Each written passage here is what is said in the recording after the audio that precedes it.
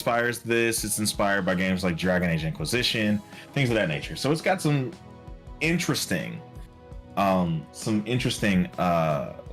influences. Cool. I've just got into chapter 2. The core mechanics is what I'm looking at now. Because character creation is in chapter 1. It's like, hey, this is what you came here for. so before I did that, I wanted to at least understand the core gameplay loop here. Right. So it does have some very interesting spirit of the game things, like, hey, don't be a jerk. The game is not meant for it said rulings over rules is what it was saying. It says it's leaning into a very heavy narrative leaning thing. What I've seen in a bunch of my comments is that it's a game meant for actors, which honestly that sounds like a regurgitation. That doesn't sound real. Yeah. That sounds like somebody said that their favorite YouTuber said that reviewing this game is like, this is made for actors, and I feel like that's just a regurgitation. That doesn't make sense to me. Okay, fair. So I'm leaving my judgment until I actually see what the gameplay is fucking talking about. Oh yeah, right? No, absolutely. So I'm actually in chapter 2 now. Core mechanics on page 90. On page 90, you said, on the dock. Let's go. Ooh. Yeah. Okay. Just like the art in this game is pretty phenomenal too, from what I've seen so far. Yeah, I like the formatting so far. As a person with dyslexia, I'm looking for things that are gonna make me hate it. So far, It's legible. Yeah, exactly. That was one of my first things I noticed too. So the spotlight, anytime a character becomes the focus of a scene, they're in the spotlight. Woo. Even if many characters are involved in a dramatic moment, there's often one character leading the action. Okay, we know about this stuff. Yeah. On your turn, optional tool, spotlight track. Get the fuck out of here. It's like, get the fuck out of here. Okay, making moves, PC makes. Okay, this is for new GMs. Yeah, it's cute, but it's cute. We ain't here for that. Damn. We ain't fucking here for that shit. Spotlight a phone flash. Leader, please. Sorry, I need to Hold on, let me actually turn you up. Let me turn you up a little bit more. You sound a little quiet, Oh, I know why that is. My headphones are turned down. And don't turn me up too much. I'll blow out the poor ears of whoever's listening to us. Okay. Let me actually turn the track, the lo-fi down. There we go. Chat should now be here. Hopefully. Okay. So, for new players, I feel like this stuff is very, very important and helpful. Yes. Absolutely. Okay, so the main mechanic here is what I've seen is the duality dice system. That's fun. Yeah, on page on the next page, 91 here. Duality dice. The core dice in Daggerheart are a pair of D12s called duality dice. Choose 2 D12s of different colors, or if you prefer, different size or patterns. One to represent hope and the other to represent fear. Your duality dice should be easily recognizable from each other at a glance. You'll use these dice to any time you make an action roll. Example, Quinn looks at their dice and decides on a blue D12 to represent hope and a red D12 to represent fear. Aaliyah looks at her dice and chooses a yellow D12 to represent hope and a purple D12 to represent fear. That should be backwards, but anyway, I'll let it go. Nolan thinks about using a black D12 with red inking as the fear die and a black D12 with white inking as his hope die, but decides to go with an orange D12 as his hope die instead, so it's easier to identify. The duality dice represent the way the world pushes the character back or guides them forward through the story. Regardless of whether you succeed or fail on an action roll, the duality of hope and fear influences how the scene evolves. Rolling with hope and fear. One of your duality dice is your hope die and the other is your fear die. Hope. When you roll your duality die and the hope die rolls higher than the fear die, you roll with hope. Whoa. When this happens, Sorry, continue. what? What is it? That's just that. I understand that they're having to be very concise and very clear, but I feel like this could have been further broken up. Yeah, that was wild. I said that hope was just so a many times just then. wonderful, wild I said hope so many times just then. You did. Please continue. When this happens on an action roll, even if you fail, mark one of the hope slots on your character sheet. You might also gain hope from spells, abilities, or other events that happen during the game. Fear. When you roll your duality dice and the fear die rolls higher than the hope die, you roll with fear. When this happens on an action roll, even if you succeed, the GM gains a fear, and there are consequences or complications that can come from the action you were attempting. The GM gains a fear. Interesting. Critical successes. When you roll the duality dice and both dice roll the same number, that is a critical success. A critical success counts as a roll with hope, even if you would have otherwise failed because the total is lower than the roll's difficulty. So you could roll double ones and still get a critical success. Interesting. When you critically succeed on a roll, along with gaining a hope, you also clear a stress from your character sheet. Oh, we got stress and shit too. Oh my god, they just literally said, okay, we like Blades in the Dark. We like fucking Monster of the Week. We like fucking Powered by the Apocalypse. This is how new genres are born. Oh my god, dude. People like to put things in a cauldron, figure out what the fuck they like, and then just generally pick and choose after we realize, like with Art Deco, we've added way too much to the fucking pot. Sorry, Art Nouveau. And then you refine it with Art Nouveau. Mm-hmm. Yeah, it'll show up in Art Deco for sure. Okay. So, with that said, clear stress from your character sheet. Additionally, when you critically succeed on an attack roll, you deal extra damage as described in the damage roll section on page 98. It's nice that it's linked. Yes. Oh yeah, it is. Awesome. You know. Using hope. Yeah, like things that you should do when you're writing a fucking PDF. Yeah. Just so necessary. Yeah, just general formatting. Oh, my camera shut off. That's what happened. Okay. Oh. Thank you, chat. I'll fix it. That's what's going on. Sneaky Neo. No one will know. No, I'm just sitting there frozen staring at you. Probably judgmental.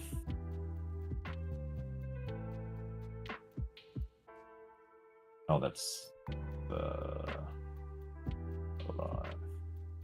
Let's do the source. Yeah, I am frozen in place here. Let's do that. Now I look sleepy.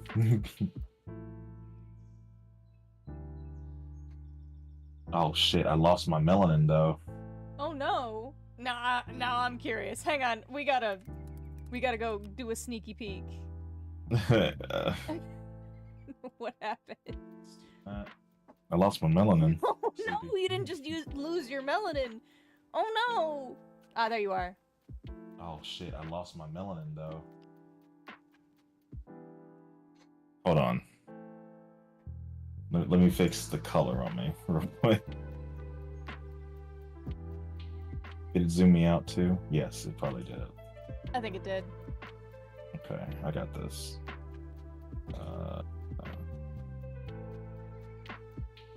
Turn this off real quick.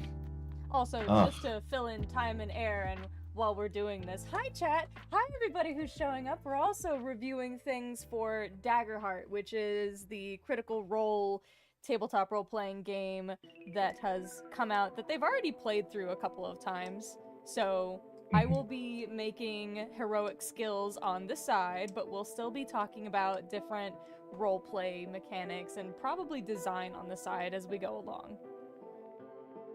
Hi everybody, it's good to see y'all. But yeah, please feel free to lurk. Please feel free to go and get snacks. This would be a good time to go and grab some sweet tea, refill your coffee. Yes, at 8:15 p.m. Whoa. Y'all ain't going to bed. No, not in these parts. No, we don't do none of that here. So there we go. We're back. There we go. We're so back.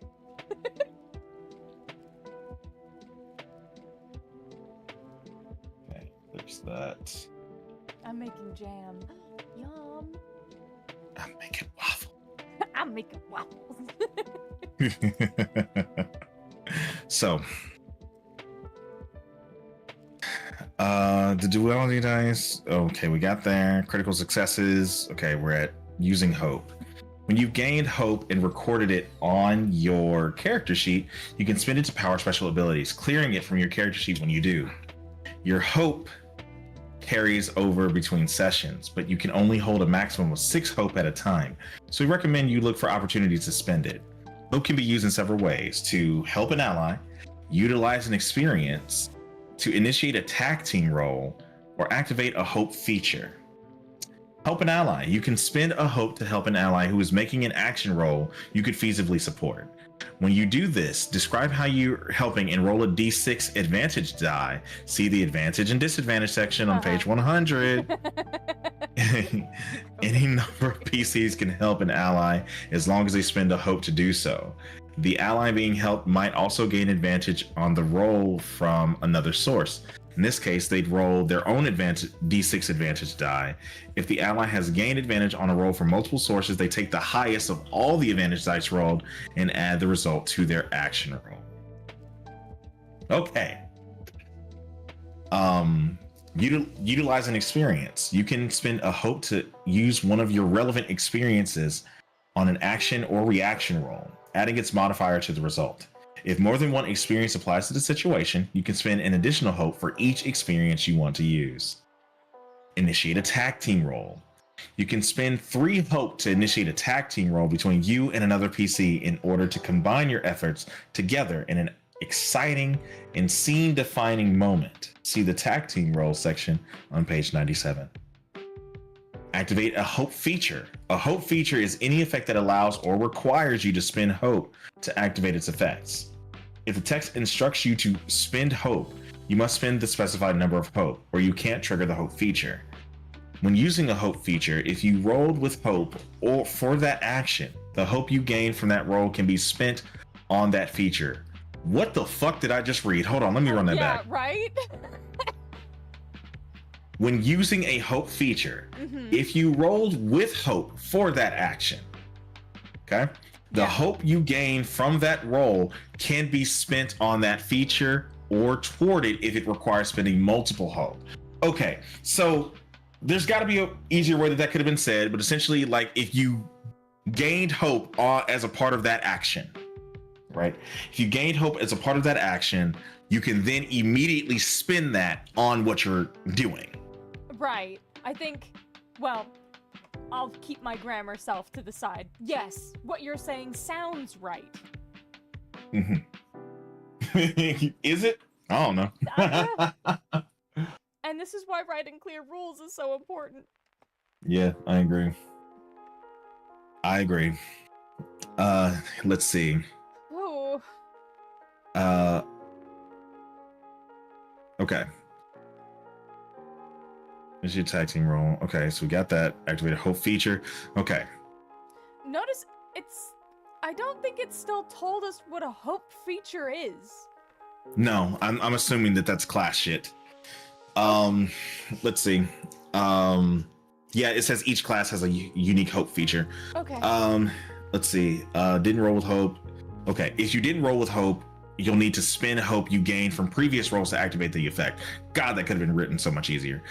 Tip: some effects only trigger on a success with hope. What the fuck? Yeah. Some effects only trigger on a success with hope. This doesn't mean you can spend hope on a successful roll with fear to get the effect. It means the effect only occurs when you roll with hope and succeed on your action roll. You don't need to spend hope to activate these effects. They happen as long as the condition of the roll are met. God, Conditions why do of the I feel roll like are I'm met. in math? Oh my God. What Yeah, do I- that's if Johnny has 3 apples, that's how I feel right now. Why why are there 12 alien spaceships in the sky if John likes blue hats? That's what that felt like. But I understand it. It's just there was an easier way to say that. The way I'm translating this in my brain meat is like some effects only trigger with a success. I would have called it a hopeful success. Ooh, yeah. You see what I'm saying? Like a hopeful success, a fearful failure. Like I don't know. Maybe I'm tripping. But are you saying you want the job? You're hired.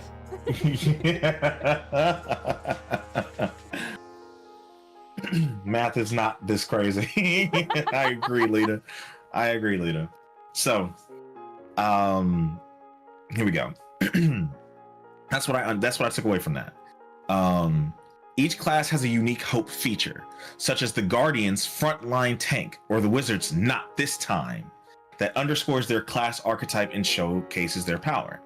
You can spend 3 hope to activate these powerful abilities.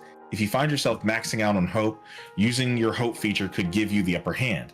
But remember to look for opportunities to use hope to help your allies and utilize your experiences. You will be gaining hope regularly, and it's meant to be used often. It's fabulous points. But you assumedly get them more often. Using fear. As a player, rolling with fear doesn't mean your action roll fails.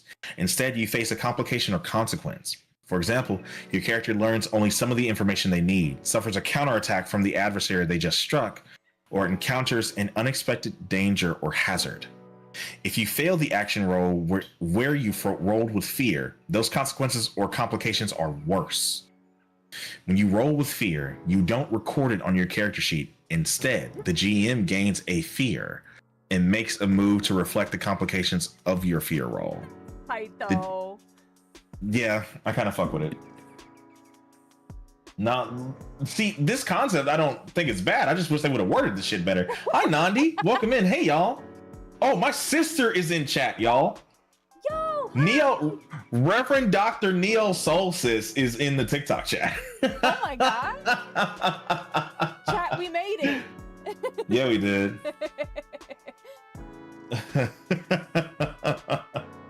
Hey everybody, thank you so much for the gifts over on TikTok. Hey Nandi, welcome in. We are looking at Daggerheart. I'm on page 91 of the book if you want to crack it open with us.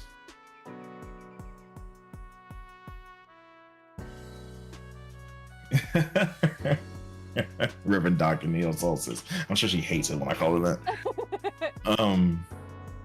Who started at Clark Atlanta University today, I think.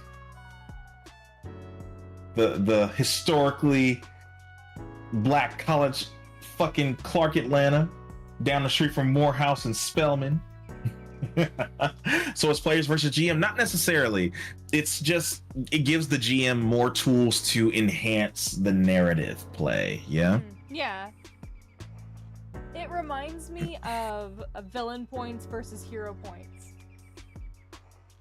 It's an old concept, absolutely. Right? Yeah, it is. It totally is.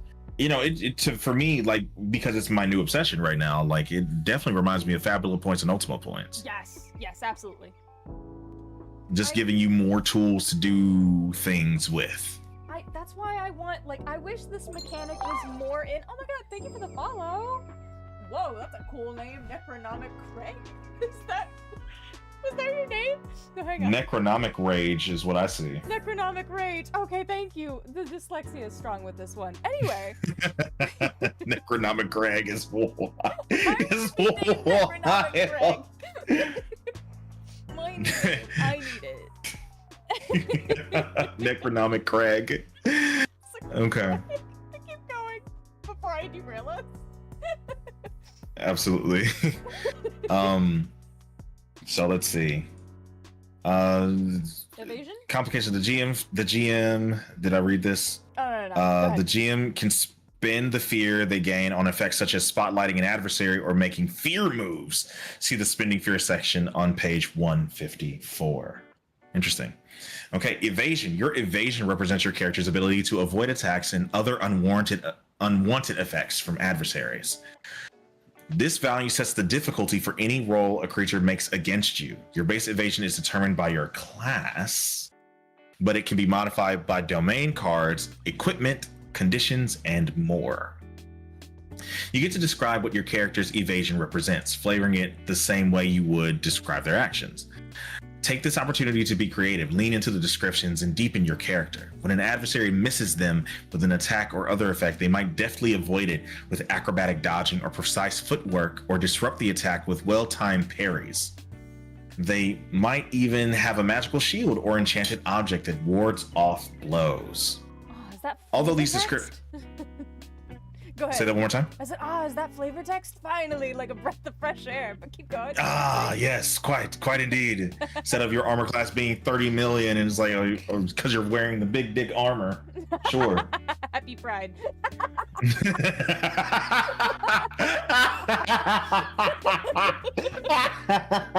Make sure you put your armor on, chat. Your big armor. You can't slay the dragon without putting on the armor. That's all I'm gonna tell you. Y'all be safe out here. Actually, I'm gonna just type this into the Discord chat because I'm not gonna be able to say this out loud. Oh, word? Oh, shit, I'm scared. I'm actually scared. There we go. I want to say it out loud. Hold on, let me but I see. can't. Let me see. Is this a bannable offense? What the fuck did you say? You're gonna have to read it. I'm on the way. Hold on, give me a sec. 12 tabs later. Seriously.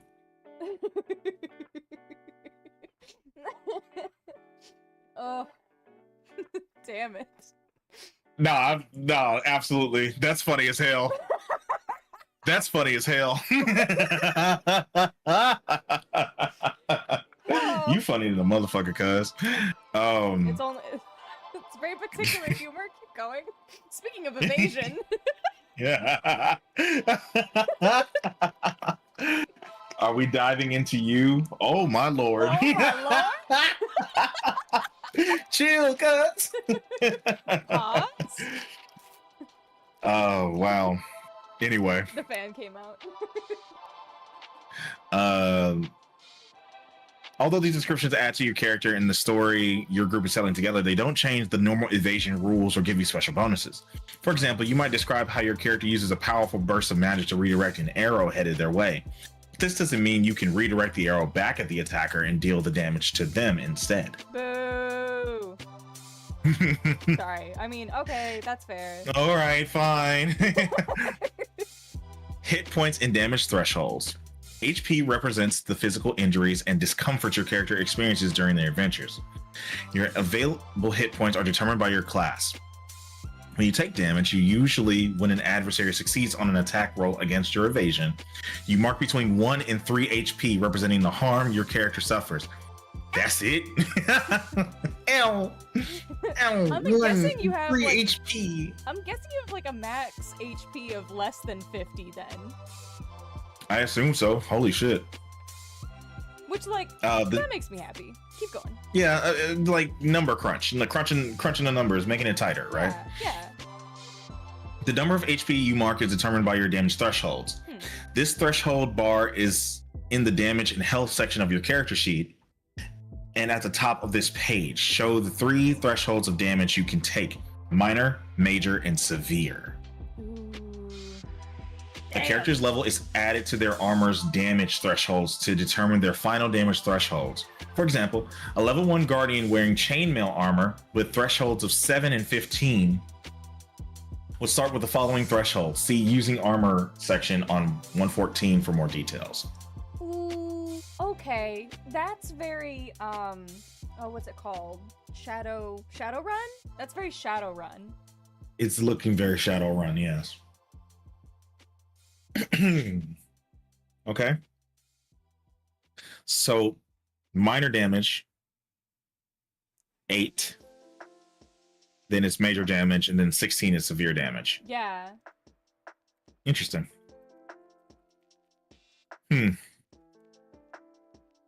Huh. I don't know how I feel about it just yet. Okay. I've had a thought. I'd like to share. Go for it. Of course. I actually kind of like this.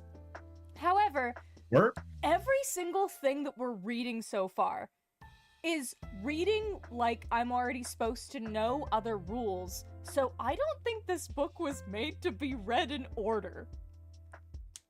No, I agree. I think, like, you're supposed to be given character sheets, and then it's supposed to be the fun discovery of reading this along, which is why the wording is more... So Yeah. I need to go to character creation. I think we need to jump to character creation, but if you want to get through hit points... No, I think you're right. I think you're right. I think this book is put together the way it is for a reason. Mm-hmm. Let's go to character creation. Fuck yeah. Let me ask you this. Would you like to build a character too? Oh, yeah, absolutely. Let me see if I can share this on Demiplane. I should be able to. I mean, if not, I'm sure the back of this book has a character sheet. It does. Oh. That moment whenever you go too far in the book too fast. Okay, there we are. Ooh. Okay. Is it cooking? You might like the domains. Like, I skipped ahead, and it already looks cool and cleaner. It looks like a spell list. Okay. All right. I'm locked in. Damn it. I'm locked in. So I found the character sheet. There we go. So I'm gonna see how I share this actually. Okay. Just in case you want to do it through the, Demiplane really cooked on this one. How do I share things? Do you have a Demiplane account? No, I don't even know what that is. Oh, Demiplane is think of it as D&D Beyond, but for every other game besides Dungeons and Dragons. Oh. What's going on? Welcome in. It is now owned by Roll20. Okay, I was like, oh, it's alright. So you should just be able to log in with your Roll20 account. Phenomenal. Phenomenal. I can't not do that now. That's your fault. You did that. You sound so mad. It's you. It's always been you. Your move, Kaiba. Your move, Kaiba. Yes, I can't. I'm not a man. I don't I have. get it. Voice. I understand. I don't have baritone. I understand. I can do ara, and I can do. Ooh, that was good. That was good though. I can do. My grandpa's deck has no pathetic cards, Kaiba. Cough, cough. Okay, so explore your favorite games. Oh my lord. Oh lord. Oh, Lord. Content sharing. Here we go. What is your username? Cordelia, and we're changing that. Oh it's shit. Cordelia Okay. for now. Whoa. It's showing my email. No. No. No. I'm literally about to hide it so that you don't have to show people that. Wait, I appreciate it. I'm running. Here you go. I have posted it in the Discord chat. Okay, I'm coming to get it. Nobody look. Moral, I just. Oh, hold on, that's the wrong thing. I turned off my webcam like a goober. Thank you, Lavender. Instead of. Hold on, let me turn. Where is the? I'll turn that off for a second so people can't see you. See your business.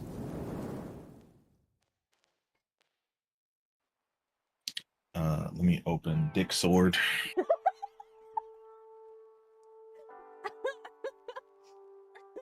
That what got you, huh? That's the one that got you. それは何ですか?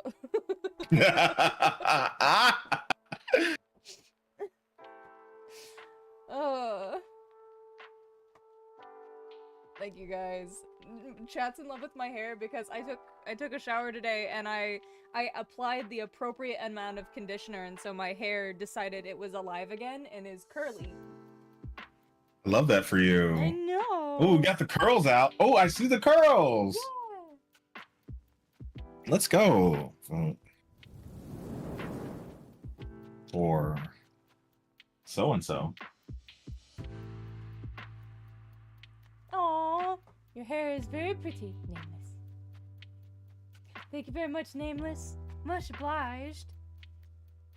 Also, congratulations on your self-discovery, Jinx, and Nameless, and Absolutely. et al.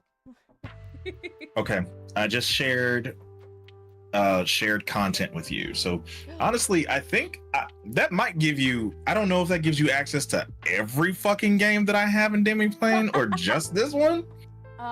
It says that you're sharing content with me, but now I need to figure out how to access it. Okay, so you can click on game rules over at the top, yeah? Okay. Or I think that's where you'll see all the games, maybe? Okay, games? View all games? Yeah. What? The games, the view all games, like you were saying? I think so. Okay. And I think you can click on Daggerheart from there. Okay. Let me turn my screen back on. They have Mutant Year Zero! Oh my god, they have Freya Ligan in here. They're also going to have Cosmere when that comes out, too. Ooh, damn. Alright. Alright, create characters. Click. Okay. Okay. It's kind of, you know, they be cooking. The same people that worked on D&D Beyond actually do this shit. Okay, yeah. I was like, this is so clean. Yeah, they kind of know what they're doing over yonder. You feel me? Shit. Thank you for the hydrate, everybody. Oh. So let's just jump in. Let's just jump in. So, we're gonna do character name. What do we do here? I don't know. Everybody's just Oro until I play that motherfucker. Shanann. Mm-hmm. And I'll be again. Yes. Pronouns attack/helicopter. Helicopter. Look at these cute little portraits. Ooh. Do I want to be a turtle? No, I want to be the big ears. Give me big ears. Those are some big old ears, cuz. Those some big old ears. Okay, so let's go to begin. Let's see what this game is talking about. Yes. Okay, classes. We've got Bard, Druid, shit, Guardian. Well, they got you. They got me. Yep. Bard, Druid, Guardian, Ranger, Rogue. Let me open them up in the core rulebook too. Yeah. Character creation. Classes. Bard. What page is that? In the PDF 29. 29. Thank you. Ooh. Such a pretty page. Oh wow. Holy shit. That's some nice art. It really is. Now this art is amazing. So, class. This section details each of Daggerheart's classes. Your chosen class grants the following: domains. Each class lists the 2 domains that serve as the basis of its abilities. You can choose cards from these domain decks during character creation and when leveling up. Starting evasion. Each class has its own starting evasion. Starting hit points. Each class has its own amount of starting hit points. Each class has a unique set of starter items. Each class feature. Each class has a unique class feature or set of features. And class hope feature. Each class has a special move they can make by spending 3 hope. Your chosen subclass grants the following: spellcast trait. If you're a spellcaster, this is the character trait your subclass uses anytime you make a spellcast roll. Foundation feature. The foundation feature is the unique starting feature that establishes the identity and strengths of the subclass. Specialization feature. The specialization feature is a more advanced feature or set of features you can gain when you level up. For some subclasses, the specialization feature is a new ability. For others, it expands the abilities of the class or foundation feature, making it even more potent.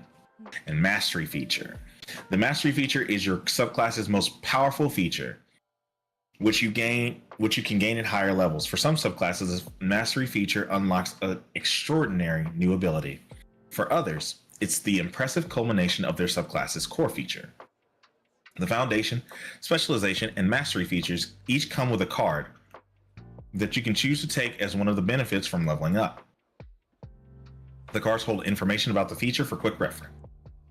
The following class sections refer to many mechanics and terms that will be taught throughout Chapter 2. Use the index to navigate these concepts as needed. So Bard is the first class.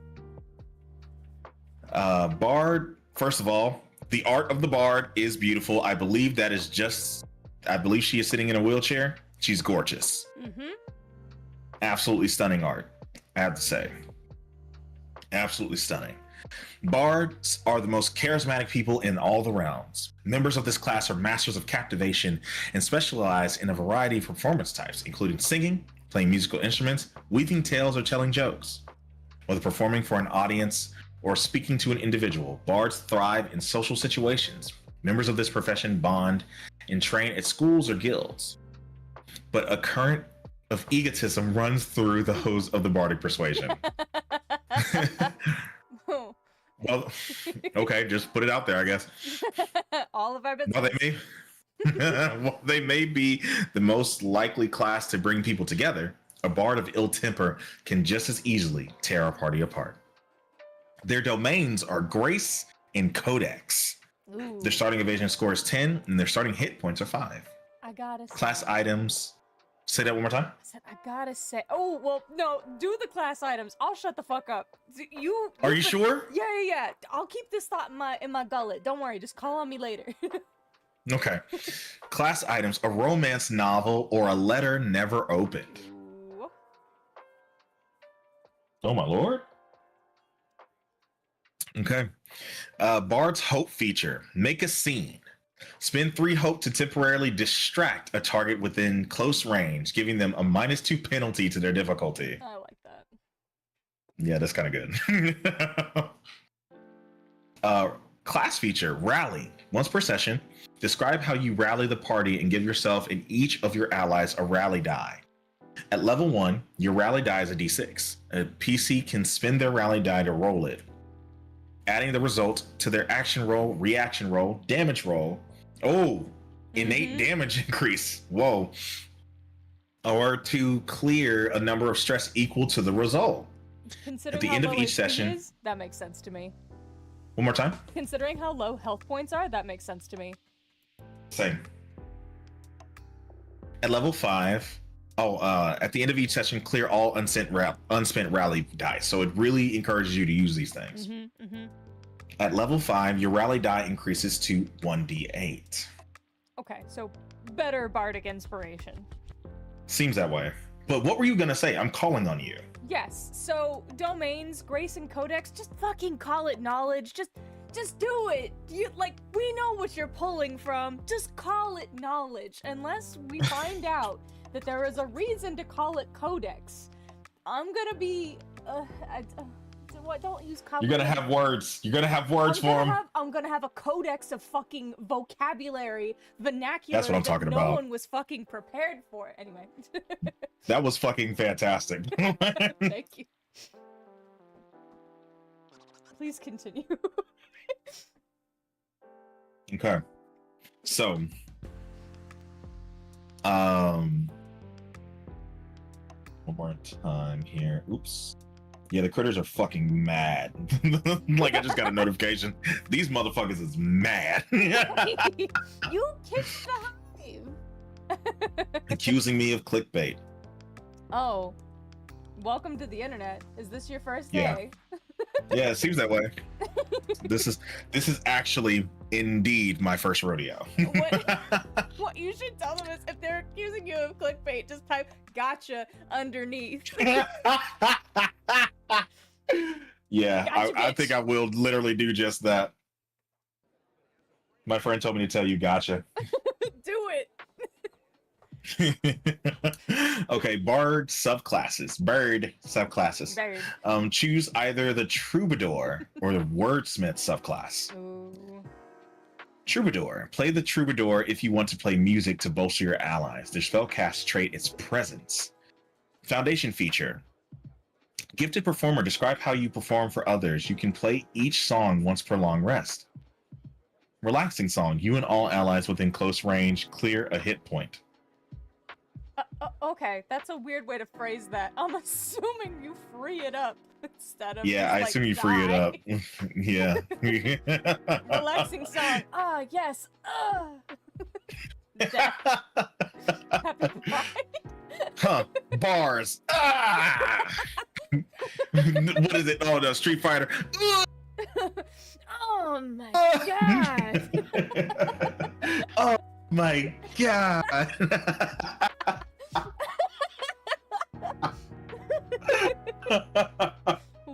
He's so damn goofy. Oh, God. Epic song. Make a target within close range temporarily vulnerable. Whatever the No. fuck that means. There's a joke there, because Epic the musical is like, maybe this class is all you could want here, all you could need here. Anyway, so thank you for your time. Please I continue. love that. That was good. That was good. Anyways. Frog Blink. Heartbreaking song. You and all allies within close range gain a hope. Oh, that's strong. Ooh. That's just pretty good. That's just really good, actually. Now I'm curious what their starting health is to make them less likely. Okay, it's 5. And what that compares to everybody else to see if that makes them less likely to be in close range. Sure. Specialization feature, Maestro. Your rallying songs steal the courage of those who listen. When you give a rally die to an ally, they can gain a hope or clear a stress. Aww. That seems strong. Mastery feature is Virtuoso. You are among the greatest of your craft, and your skill is boundless.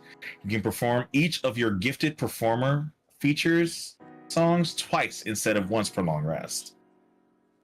Neat. That doesn't make me feel anything for a mastery feature. It doesn't. No. Just neat. Yeah. I feel like that's your what's the bard?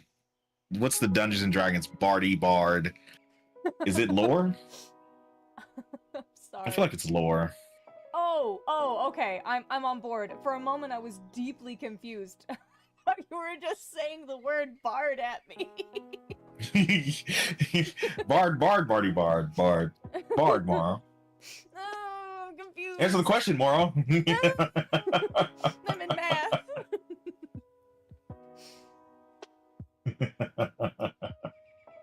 It is me. Papa Lycan is in my chat. I haven't seen you in so long. Hey, Playboy, how you doing? Hope the family's doing well. So, Wordsmith. Play the Wordsmith if you want to use clever wordplay and captivate crowds. Spellcast trait is also Presence. Foundation features, rousing speech. Once per long rest, you can give a heartfelt, inspiring speech. All allies within far range clear 2 stress. Heart of a Poet. After you make an action roll to impress, persuade, or offend someone, you can spend a hope. You can spend a hope to add a d4 to the roll. Specialization feature, Eloquent. Your moving words boost morale. Once per session, when you encourage an ally, you can do one of the following. Allow them to find a mundane object or tool they need, help an ally without spending hope, or give them an additional downtime move during their next rest. Okay. These seem so fucking specific. Am I tripping? They are very specific. I've noticed this kind of movement in tabletop toward asking these questions. I noticed it around the time that Wonderhome became popular, but I'm sure it was before then as well. Sure. All right. Mastery feature, Epic Poetry. Your rally die increases to a d10. Additionally, when you help an ally, you can narrate the moment as if you were writing the tale of their heroism in a memoir. When you do, roll a d10 as your advantage die. Jesus, that seems strong. It still doesn't give me mastery though. No, that doesn't give mastery. Like, these subclasses just feel weak as fuck to me. Am I tripping? Like, I feel more motivated by specialization than mastery. Yeah. Maybe that's just a bard thing. Maybe bard is just built built for, tough for supporting, I guess. But I feel like I'm missing something. So let background questions. After answer any of the following background questions, you can also create your own questions. Who from your community taught you to have such confidence in yourself? You were in love once. Who did you adore and how did they hurt you? Oh my God, can you calm the fuck down, gang? What the hell? What the heliante? What the fuck? Not heliante. Mucho caliente? ¿Por qué?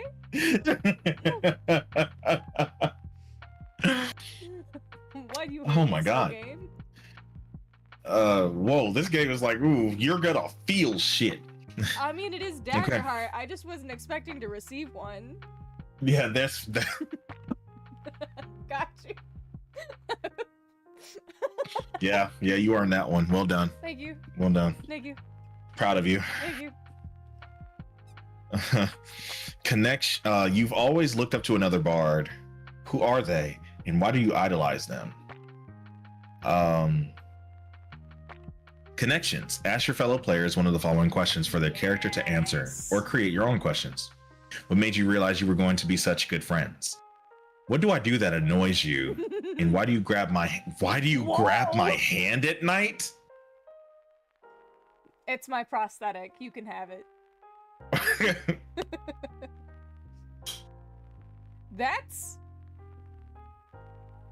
what the fuck? The artist still peaked though. Okay, the thing that we're actually here for is Druid. Well, let's see what Druid is talking about. Druid, becoming a Druid is more. Do you want to take this one? Yeah, gimme. Even though I'm fucking dyslexic, I might tag you in at some point. But anyway. Go for it. Okay, becoming a druid is more than an occupation. It's a calling for those who wish to learn from and protect the magic of the wilderness. While one might underestimate a gentle druid who practices the often quiet work of cultivating flora, druids who channel the untamed forces of nature are terrifying to behold. Druids cultivate their abilities in small groups, often connected by a specific ethos or locale, but some choose to work alone. Through the years of study and dedication, druids can learn to transform into beasts. Fuck yeah! Sorry, and shape nature itself. I can be a fairy! Yay! I love that for you. Fuck yeah! All right, domains. Sage and no restraint. Sorry, Arcana. Starting evasion is 10, which is equal to Bard. Starting hit points at 6, so that's more than Bard. Class items, a small bag of rocks, accurate, and bones, accurate, and a strange pendant found in the dirt. Yeah. Alright, Druid's Hope feature. Are you okay, Neo? It's like they're like hiding in your fucking closet or some shit, cuz. No! How did they know? I gotta go grab the pendant that my bestie found in the dirt. That's fucked up. It's like Matt Mercer is literally hiding in your closet. Up here, it's like a part of a dog collar, and it says, above all else, guard your heart from everything you do, for everything you do flows from it. And I was like, holy shit. Yeah, those are words to fucking live by. Yeah, they are. Holy God. Anyway, so, the Druid's Hope feature. Evolution. Spend 3 hit points to transform into a beast form, capital B, without marking a stress. When you Hold on 1 second, Morrow. Hold on 1 second. What's up? No, no, go ahead. You continue, please. Oh, okay. Are you sure? Yeah. Mm-hmm. Alright, okay. So, spend 3 hope to transform into a beast form without marking a stress. When you do, choose 1 trait to raise by +1 until you drop out of that beast form. Okay. Class features. Mark a stress to magically transform. Wait, you just told me I don't have to. Oh, that's to spend 3 hope to do. Okay, cool. So whenever I transform, it's not a normal thing, so I mark a stress. That feels fucked up, but I'll take it. Mark a stress to magically transform into a creature of your tier or lower. That feels weird. From the beast form list, you can drop out of this form at any time. While transformed, you can't use weapons. so I can't be Sif. Okay, fine. Or cast spells from domain cards, but you can still use other features or abilities you have access to. Spells you cast before you transform stay active and last for their normal duration. We'll figure out what that is in a second. And you can talk and communicate as normal. Okay, cool. I'm sure that's not unnerving for fucking anyone. Additionally, you gain the beast form's features. Add their evasion bonus to your evasion, use the trait specified in their statistics for your attack. Cool. While you're in the beast form, your armor becomes part of your body and you mark armor slots as usual. When you drop out of a beast form, those marked armor slots remain marked. Interesting. If you mark your last hit point, you automatically drop out of this form. Okay. Any questions so far? No? Cool. Wild Touch. You can perform harmless, subtle effects that involve nature, such as causing a flower to rapidly grow, or summoning a slight gust of wind, or starting a campfire at will. Cool. You gave me Druidcraft, and you called it Wild Touch. So, I'm sorry, I had to take care of something real quick. You're good, Can you Spark Notes me what I missed? Yeah, absolutely. So, the Druid's Hope feature is that you can turn into a beast by spending 3 hope. The beast is basically, you mark a stress to become a beast. There's something about armor slots here, and you still drop out of your form as normal whenever you hit your last health points. It doesn't feel like you get extra hit points from a beast form. Okay. And I feel like they wanted to put in wild somewhere, so instead of it being wild form and beast touch, which I'm guessing would be something else, yeah, they instead... I'm still hung up on them giving me Druidcraft, but calling it Wild Touch. It's fine. Oh, that's what Wild Touch does. That's your harmless effect. That's my harmless effect. Okay. All you could want here. Anyway, so Druid subclass. Choose either the Warden of the Elements or Warden of Renewal subclass. If this game will let me be Cersei, we ball. Alright, so play the Warden of Elements if you want to embody the natural elements of the wild. Cool. Also love that they have this flavor text to help me skim and know whether or not I should give a shit. Yes. Spellcast trait. Instinct. Foundation feature. Elemental incantation, mark a stress to channel one of the following elements until you take severe damage or until your next rest. Okay, so this is the stand-in for concentration. If I get hit big, I big sad. Got it. Yes. Okay. So, fire. When an adversary within melee range deals damage to you... Okay, hang on. When an adversary within melee range deals damage to you, they take 1d10 magic damage. Oh, okay, fire shield. Got it. Absolutely. Gain a bonus to your damage threshold equal to your proficiency. Sick. Water.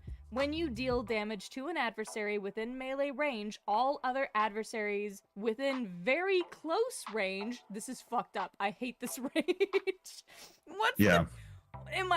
What's kissing distance? Is it melee or very close? Is it melee or very close? I need to know. Anyway, so when you deal damage to an adversary within melee range, all other adversaries within very close range must mark a stress. And then air is you can hover, and then you gain advantage on agility rolls. I like that it's hover and not fly, because it still makes you less cool than a chicken. Sure. A chicken can fly. Anyway. So specialization, elemental aura. Once per rest while channeling. You can assume the font's weird. You can assume an aura matching your element, and aura affects targets within close range within channeling ends. What? The aura affects... Until your channeling ends. Targets. Okay. But that's... Okay. Yeah. Something like that. It's still weird, because now I have to keep in mind who's close range, who's very close Who's range. very close. I'm hoping that that's a very easy thing to determine. Okay. So I'm fire. hoping. I don't know. Yeah, we're moving. Fire. When an adversary marks 1 or more hit points, they must also mark a stress. Okay. Interesting. So you can stress out your enemies. I feel bad for them. Earth. I feel like that's just me. Earth. Your allies gain a +1 bonus to strength. Sweet. Earth is seeming more like Totem Barbarian. Water. It is. When an adversary deals damage to you, you can mark a stress to move them anywhere within very close range of where they are. Fuck grammar, apparently. Fuck sense organization, and fuck me in particular. Happy Pride. Essentially. Happy. Oh, my lord. Oh, Moro, please. There are people watching. I'm sorry. All right, so air. When you or an ally takes damage, it should be take because it's or. Anyway. Yeah. From an attack beyond melee range, reduce the damage by 1d8. Oh, I know that spell, but I forgot the name of it. It's like windshield or some shit. Yeah, I think it's a wind wall. That's it. And there's another one that's supposed to like give you like a whirlwind around you and it gives disadvantage. Yeah, but anyway. Elemental Domain is the mastery feature. Let's see if these are cooler than the specialization. Let's see. You further embody your element. While channeling, you gain the following benefit. Fire, you gain +1 bonus, a +1 bonus to your proficiency for attacks and spells that deal damage. That's on brand, that makes sense. Earth. When you would mark hit points, roll a d6 per hit point marked. For each result of 6, reduce the number of hit points you mark by 1. Holy shit. That's pretty fucking cool. Yeah, that's pretty good, actually. Yeah. This mastery feature is just no. No and nuh-uh. Water, however, when an attack against you succeeds, you can mark a stress to make the attacker temporarily vulnerable. And then air, you gain +1 bonus to your evasion, and you can finally perform on the same level as a chicken. Congratulations. Nice. Well done. Well done, Chicken Man. Well done, Chicken Man.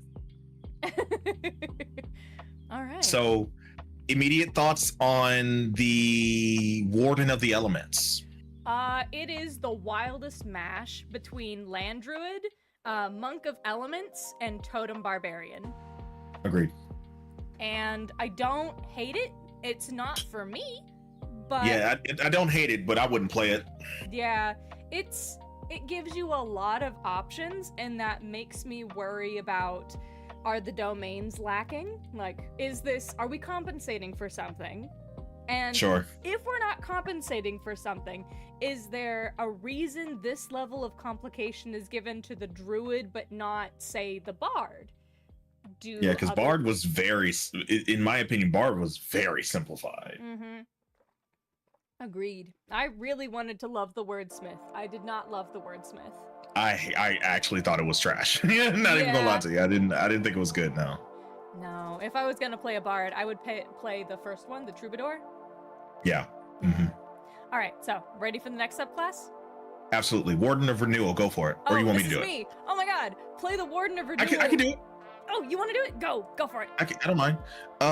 Warden of Renewal. Play the Warden of Renewal if you want to use powerful magic to heal your party. It's me. Yeah, it's you.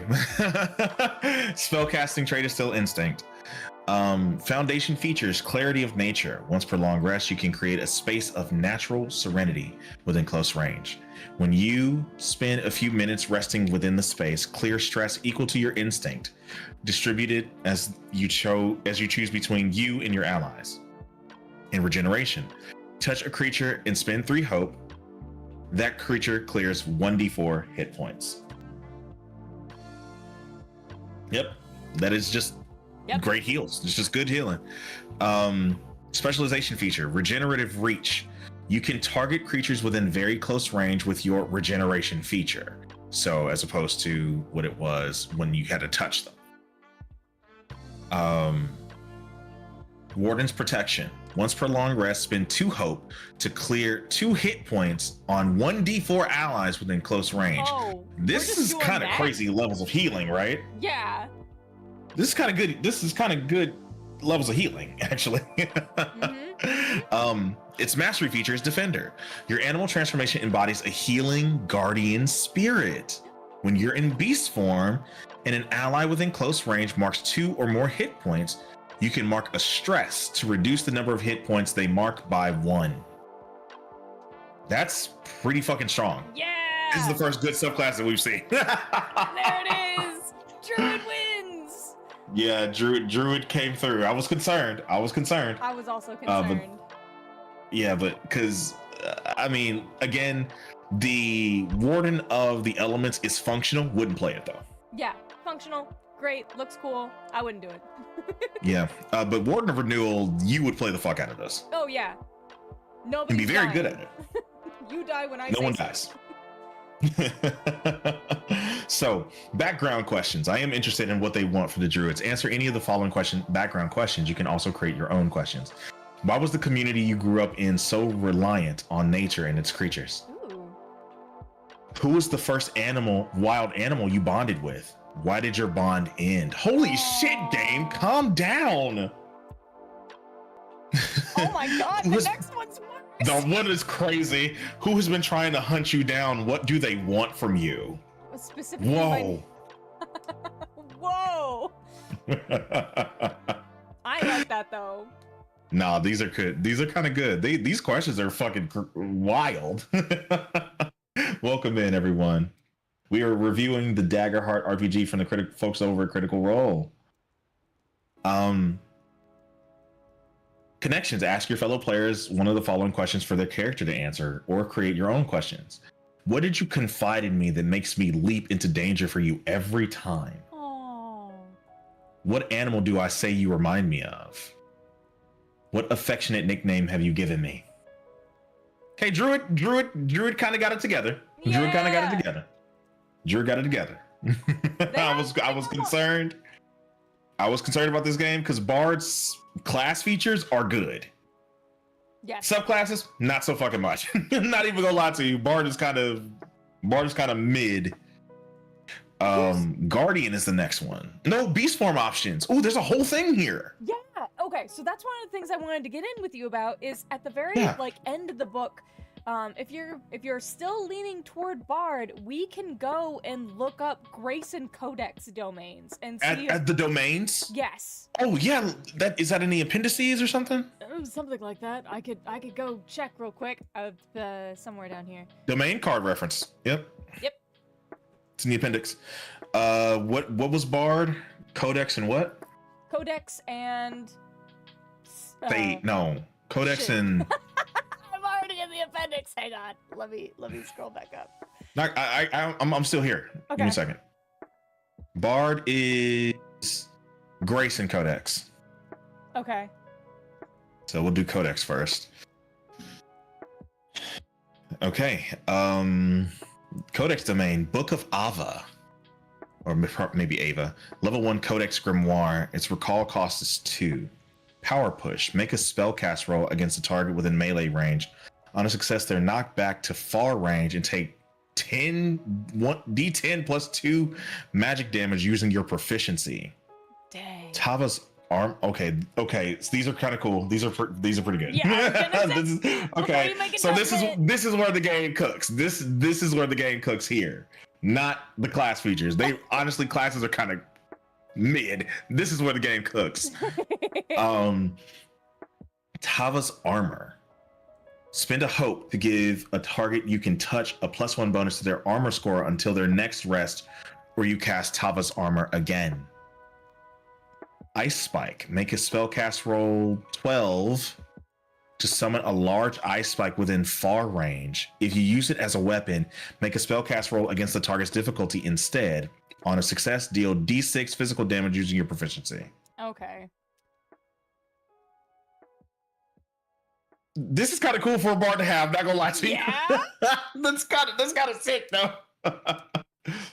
And their books. That's why they're codex. This were the codices. Yep. All right. I'm not mad. Okay. Yeah. All right. Yeah. That's fine. That's fine. That's why they're codices. Okay. The Book of Typhar, level 1 Codex Grimoire. So I assume like when you level up, you choose one of these. When you're level 1, you take one of these books. So you get a grimoire? Yeah, it looks. That's what I'm assuming. Cool. I kind of fuck with it though. I'm not gonna lie to you. So the Book of Typhar, level 1 Codex Grimoires, where call cost is still 2. Wild Flame, make a spellcast roll against up to 3 adversaries within melee range. Targets you succeed against take 2d6 magic damage and must mark a stress as flames erupt from your hand. Burning hands. Yeah. Magic hand. We got our mage hand, everybody. We're in the black. You conjure a magical hand with the same size and strength as your own within far range. And Mysterious Mist. Make a spellcast roll 13 to cast a temporary thick fog that gathers in a stationary area within very close range. The fog heavily obscures this area and everything in it. And we got a fog cloud too. Woo! We're calling it a mysterious mist. So they go all the way up to level 10 because I believe the game, I think you only level up to 10 in this game. So I'm gonna skip through. I'm not gonna read them all. Yeah. Because there's a lot here. I am gonna go to the level 10 codexes. Okay. Codices. The Book of Yarrow. Ooh. Level 10 Codex Grimoire. Time Jammer. Make a spellcast roll 18. On a success, time temporarily slows to a halt for everyone within far range except for you. It resumes the next time you make an action roll that targets another creature. Time stop. Ooh. Just straight up time stop. Do you think it would be good on toast though? Because Time Jammer? Thank you for your time. Oh my god.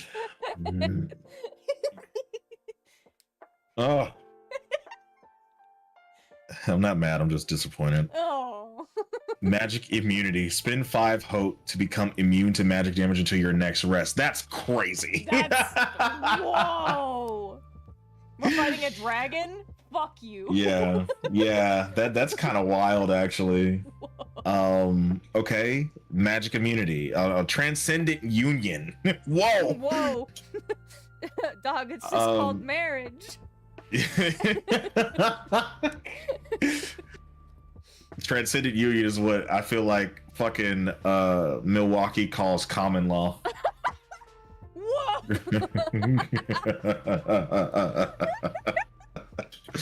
Not fuck with that. Damn. Once per long rest, spend 5 hope to cast a spell on 2 or more willing creatures.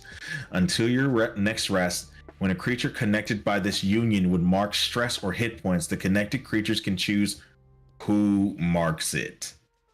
Whoa. That's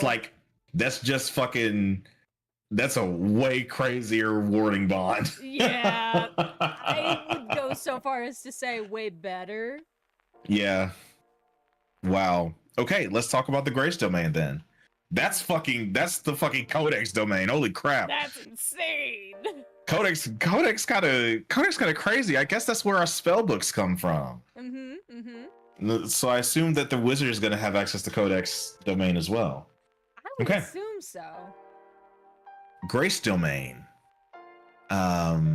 Deaf Deceiver. Oh god. Recall cost is 0. Spend a hope to gain advantage on a roll to deceive or trick someone into believing a lie you tell them. Okay. Fair. Pretty simple there.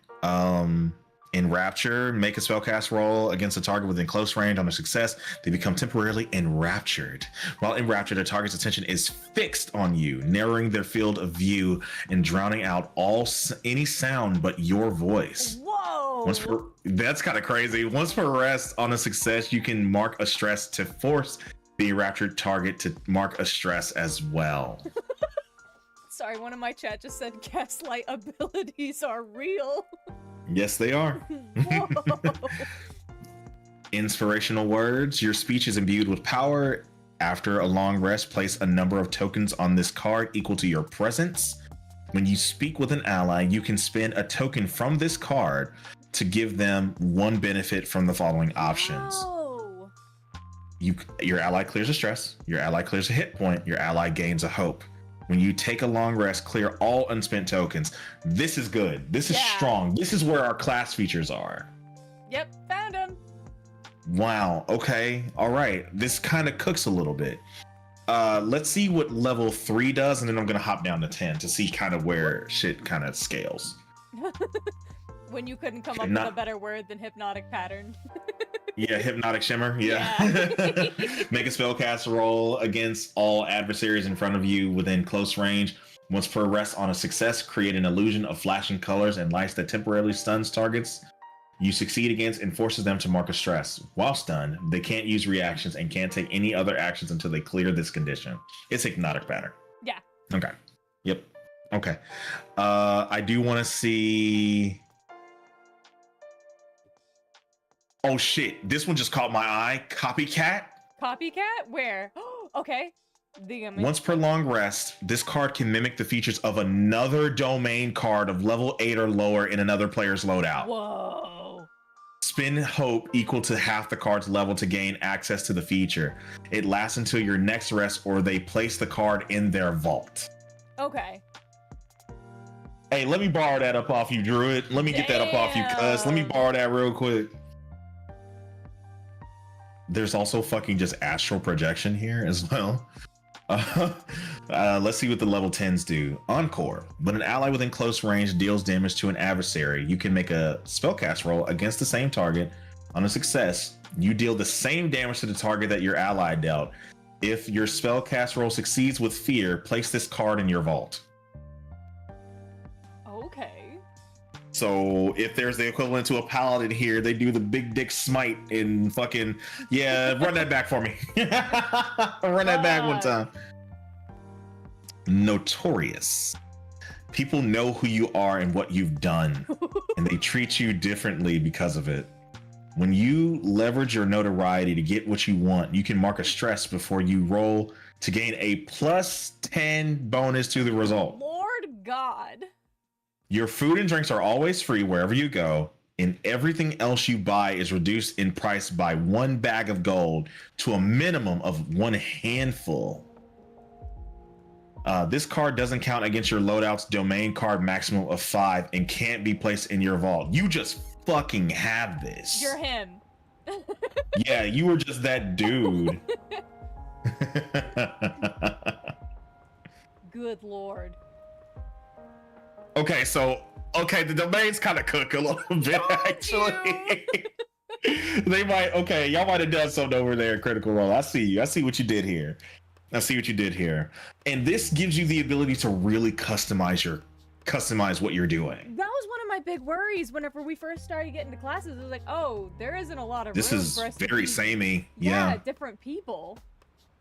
But it's like, it's as if you took the ability to make Lancer mechs and then had the ability to kit them out with skills instead of equipment. No, you hit that right on the head, actually. I want to see Sage and Arcane now. Arcana, please. Okay, while we're here, we just read through them, so let's check out Sage. You wanna check out it's Arcana and Sage, right? Yeah. Oh, I'm already at Sage though. Okay. Let's do it. Go for it. Okay. So I'm gonna read through the level 1s and then I'll jump to the level 10s. Okay. So this first one's an ability. Actually, the first 2 are abilities. Gifted Tracker. Okay. When you're tracking a specific creature or a group of creatures based on signs of their passage, you can spend any number of hope and ask the GM that many questions from the following list. This should be a colon. What direction did you go? Or what direction did they go? How long did they pass through? What were they doing in this location? How many of them were here? Anyway, how many are there? Anyway. Sorry. Insufferable. When you encounter creatures you've tracked in this way, gain a +1 bonus to your evasion against them. That's cool. That's cool. Interesting. Yeah, I don't hate that. Not as cool as yours. What do you mean is mine? As Grace and the other one. Oh yeah, the fucking I felt that these would be very utilitous. Yeah, that's fair. Alright, Nature's Tongue. You can speak in the language of the natural world. Never mind, I'm soothed. I'm glad to hear. When you want to speak to plants and animals all the time around you, make an instinct roll. D12, easy. On a success, they'll give you the information they know. On a roll with fear, their knowledge might be limited or come at a cost. Ooh. You still get it though. Yeah. Additionally, that's good. Before you make a spellcasting roll while within a natural environment, you can spend a hope to gain a +2 bonus to the roll. Oh, that's cute. Yeah, that's cute. That's pretty good. That's pretty good. That's pretty good. All right. So there's a spell here too. Yeah, Vicious Entangle, which I'm willing to bet is just Entangle. Entangle. Let's see. Make a spellcast roll against a target within far range. On a success, yeah, roots and vines reach out from the ground, dealing 1d8 + 1 physical damage. I sound bored, it's fine, they're restrained. Additionally, on a success, you can spend a hope to temporarily restrain another adversary within very close range of your target. That's okay. Yeah, that's decent. And that's pretty decent. Honestly, this is what Entangle used to be, and I miss it. And they separated them into spike growth and well, most of the feature into spike growth and then entangle. Yes. Anyway, okay, so valid, like this, love this. I know I sounded bored. It is not a function of the spell. I was glad to see it. Anyway. All right. So we're jumping down to 10th? Yeah. Force of Nature and Tempest. Woo! Ooh, I'm kind of cooked. The kind of cook right quick. Let's hope. Okay, it's both of them are spells. So for Force of Nature, you mark a stress to transform into a hulking nature spirit. Whenever, gaining the following fucking benefits. You succeed on an attack or spellcast roll and gain a fuck you +10 bonus to the damage roll. Calm down, cuz. No, I'm angry. When you deal enough, quote unquote, damage to defeat a creature within close range, you absorb them and clear an armor slot. Also, what the fuck? You can't be restrained.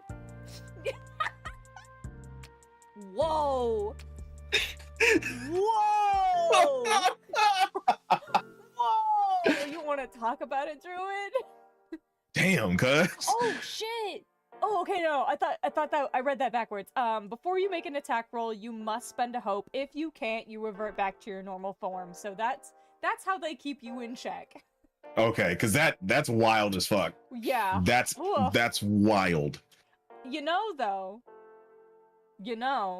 What I would do is I would be a warden of renewal, and I would just ask my buddy to let me get the last hit in so that I wouldn't have to spend that many hope points. Yep. And then there's Tempest. So level 10 sage spell, recall cost 2, choose one of the following Tempests and make a spellcast roll against targets within far range. Targets you succeed against? Okay, yeah. Targets you succeed against experience its effects until the GM spends a fear on their turn to end this spell. Okay. Holy shit. These effects are nuts. I'm looking at the fucking damage. Whoa. Okay, so you can do a blizzard, and that deals an easy, regular 2d20 +8 magic damage, and the targets are temporarily vulnerable and probably soiled if they're mortal. If they're breathing. These poor babies need their diapers changed. We're killing them. Whoa. Then there's Hurricane. You deal 3d10 +10 magic damage and choose a direction the wind is blowing. Targets can't move against the wind. That shit crazy. That shit wild as fuck. Dog, okay. But imagine a nautical campaign, though. Oh, yeah. Oh, wild work. That's fucked up. And then... Wild work. Sandstorm. Deal 5d6 +9 magic damage. Attacks made from beyond melee range have disadvantage. Yeah. That is the most Never mind, I'm changing my name to Darude. Darude Shan. Darude Shan. Alright. Okay, the domains kind of cook a little bit. They do. I keep thinking about your codex, though, where it's like, immune to magic damage, and that That's it? Yeah. That's crazy. All right. Yeah, that's wild work. I gotta scroll up Okay. to Arcana. Do you want to take Arcana? I'll take Arcana, yeah. Thank you. I got you. Rune Ward. It's a level 1 Arcana. You have a deeply personal trinket that can be infused with protective magic. Oh, it's moral. This is so you. And held as a ward by you or an ally. Describe Aww. what it is and why it's important to you. The ward's holder can spend a hope to reduce incoming damage by 1d8.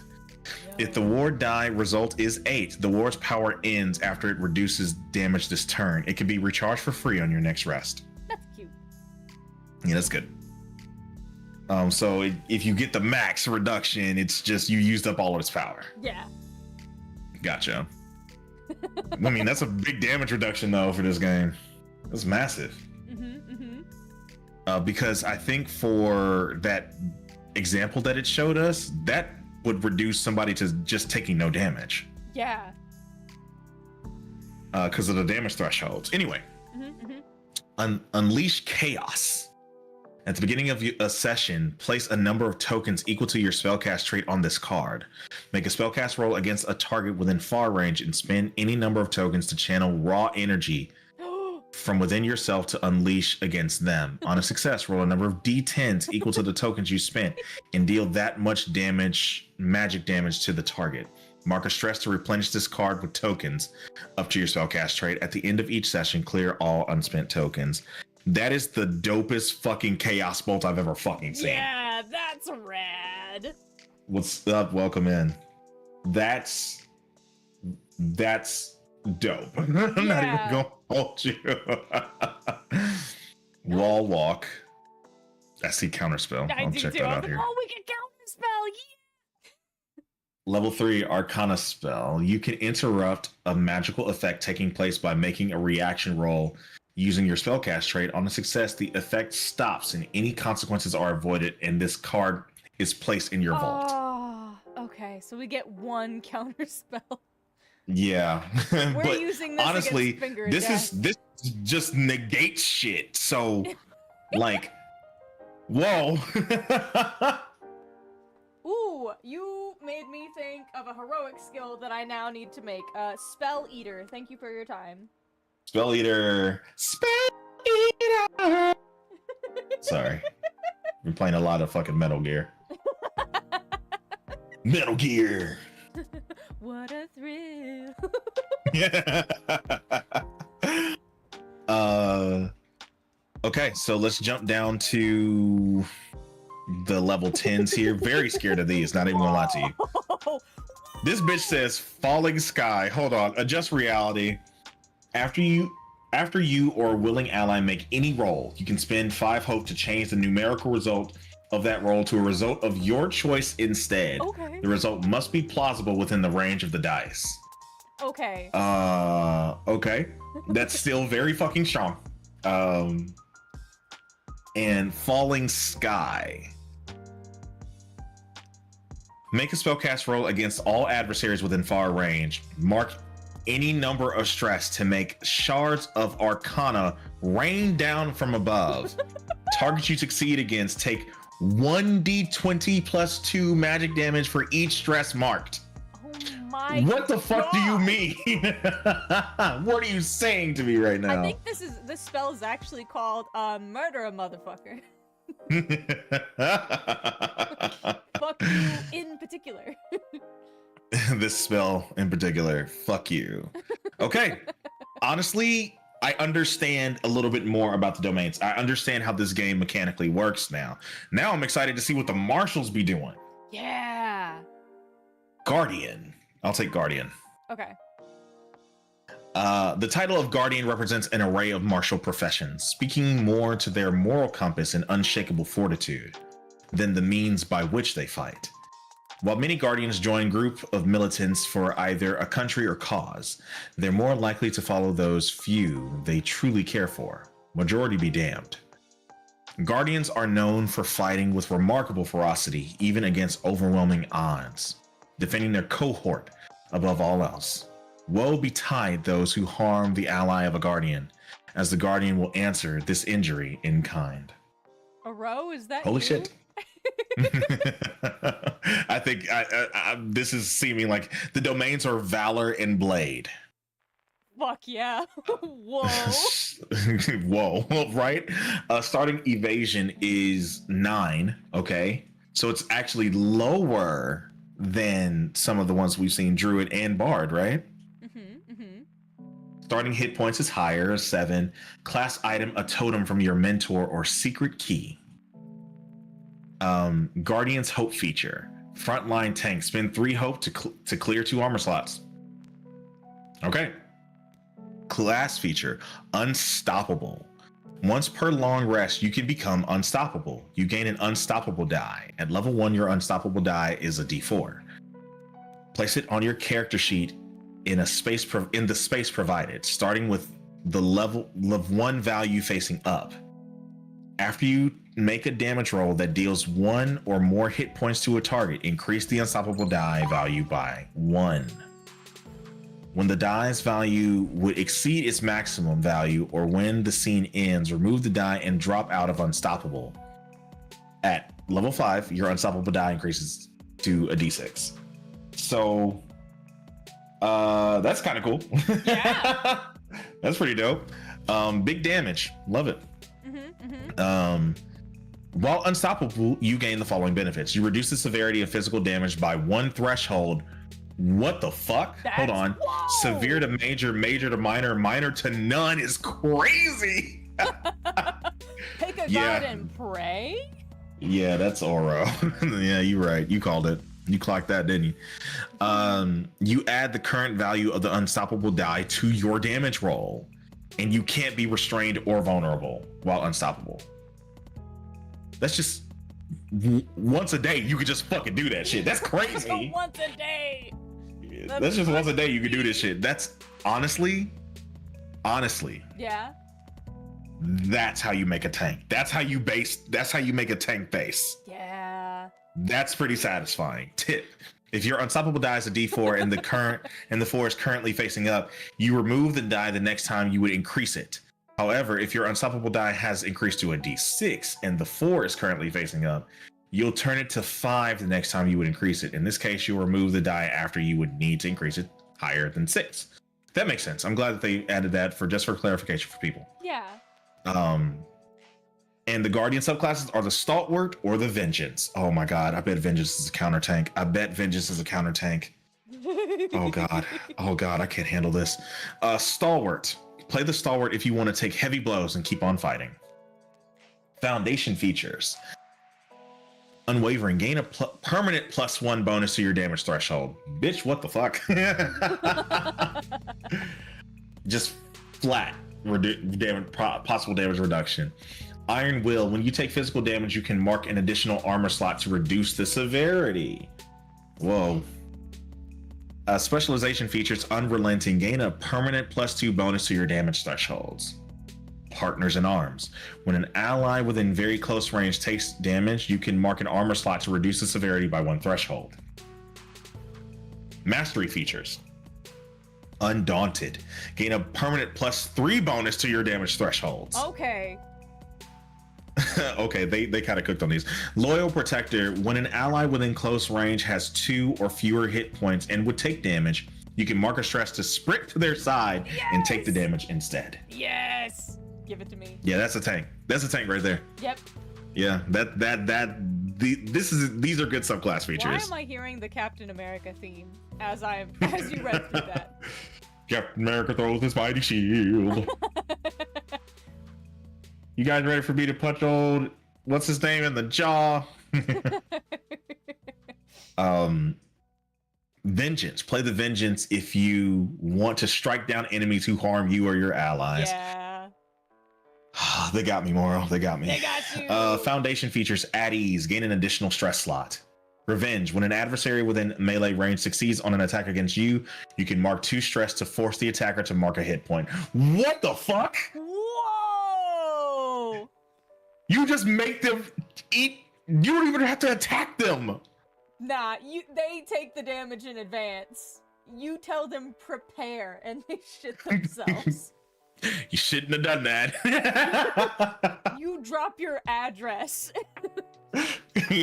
Whoa, specialization feature. Hold on. No, they'll just have to be okay. Specialization feature, active reprisal. When an adversary damages an ally within melee range, you gain a +1 bonus to your proficiency for the next successful attack you make against that adversary. Okay. It's like, oh yeah, you hit him, but I'm gonna hit you. I'm gonna hit you. Mastery feature, Nemesis. Spend 2 hope to prioritize an adversary until your next rest. When you make an attack against your prioritized adversary, you can swap the results of your hope and fear dice.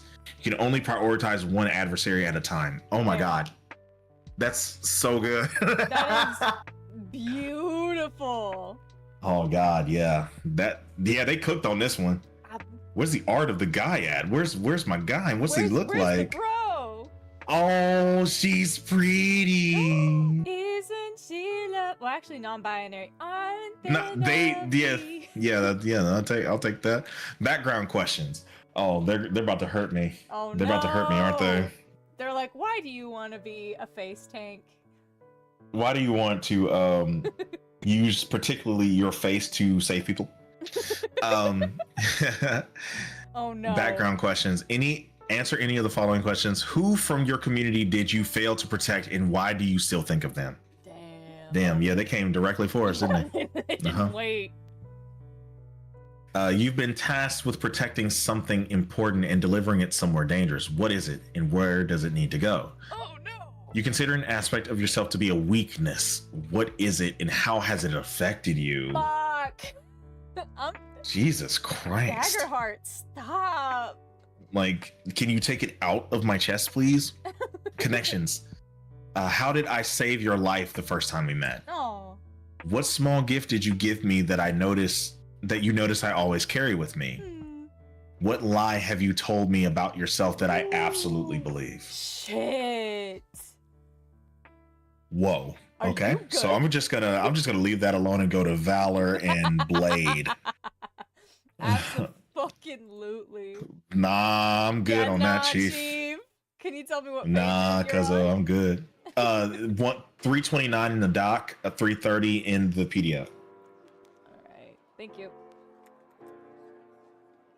There we go. Get back up. It's a blade ability. Recall cost is 1. When you take severe damage, you can mark a stress to reduce the severity by 1 threshold. That is very on brand. Very on brand. It is. Whenever you said get back up, for whatever reason, I heard that with like the slightest goofy tinge. Get back up. What's up? Whoa. Maxie. Oh, my heart. I'm not gonna make it. Get back up. Donald. Save me. Sora. I don't know why I'm sticking with Kingdom Hearts today. Thank you for the follow. Not good enough. When you roll your damage dice, you can re-roll any 1s or 2s. Hell yeah. Hell yeah. I fuck with it. Whirlwind. When you make a successful attack against a target within very close range, you can spend a hope. You can spend a hope to use the attack against all other targets within very close range. All additional adversaries you succeed against with this ability take half damage. Oh, that's super good. That's super good. Okay. Awesome. Okay, so let's check out the level 10s. I'm scared. Yeah, Battle Monster. When you make a successful attack against an adversary, you can mark 4 stress to force the target to mark a number of hit points equal to the number of hit points you currently have marked instead of rolling for damage. That's incredible.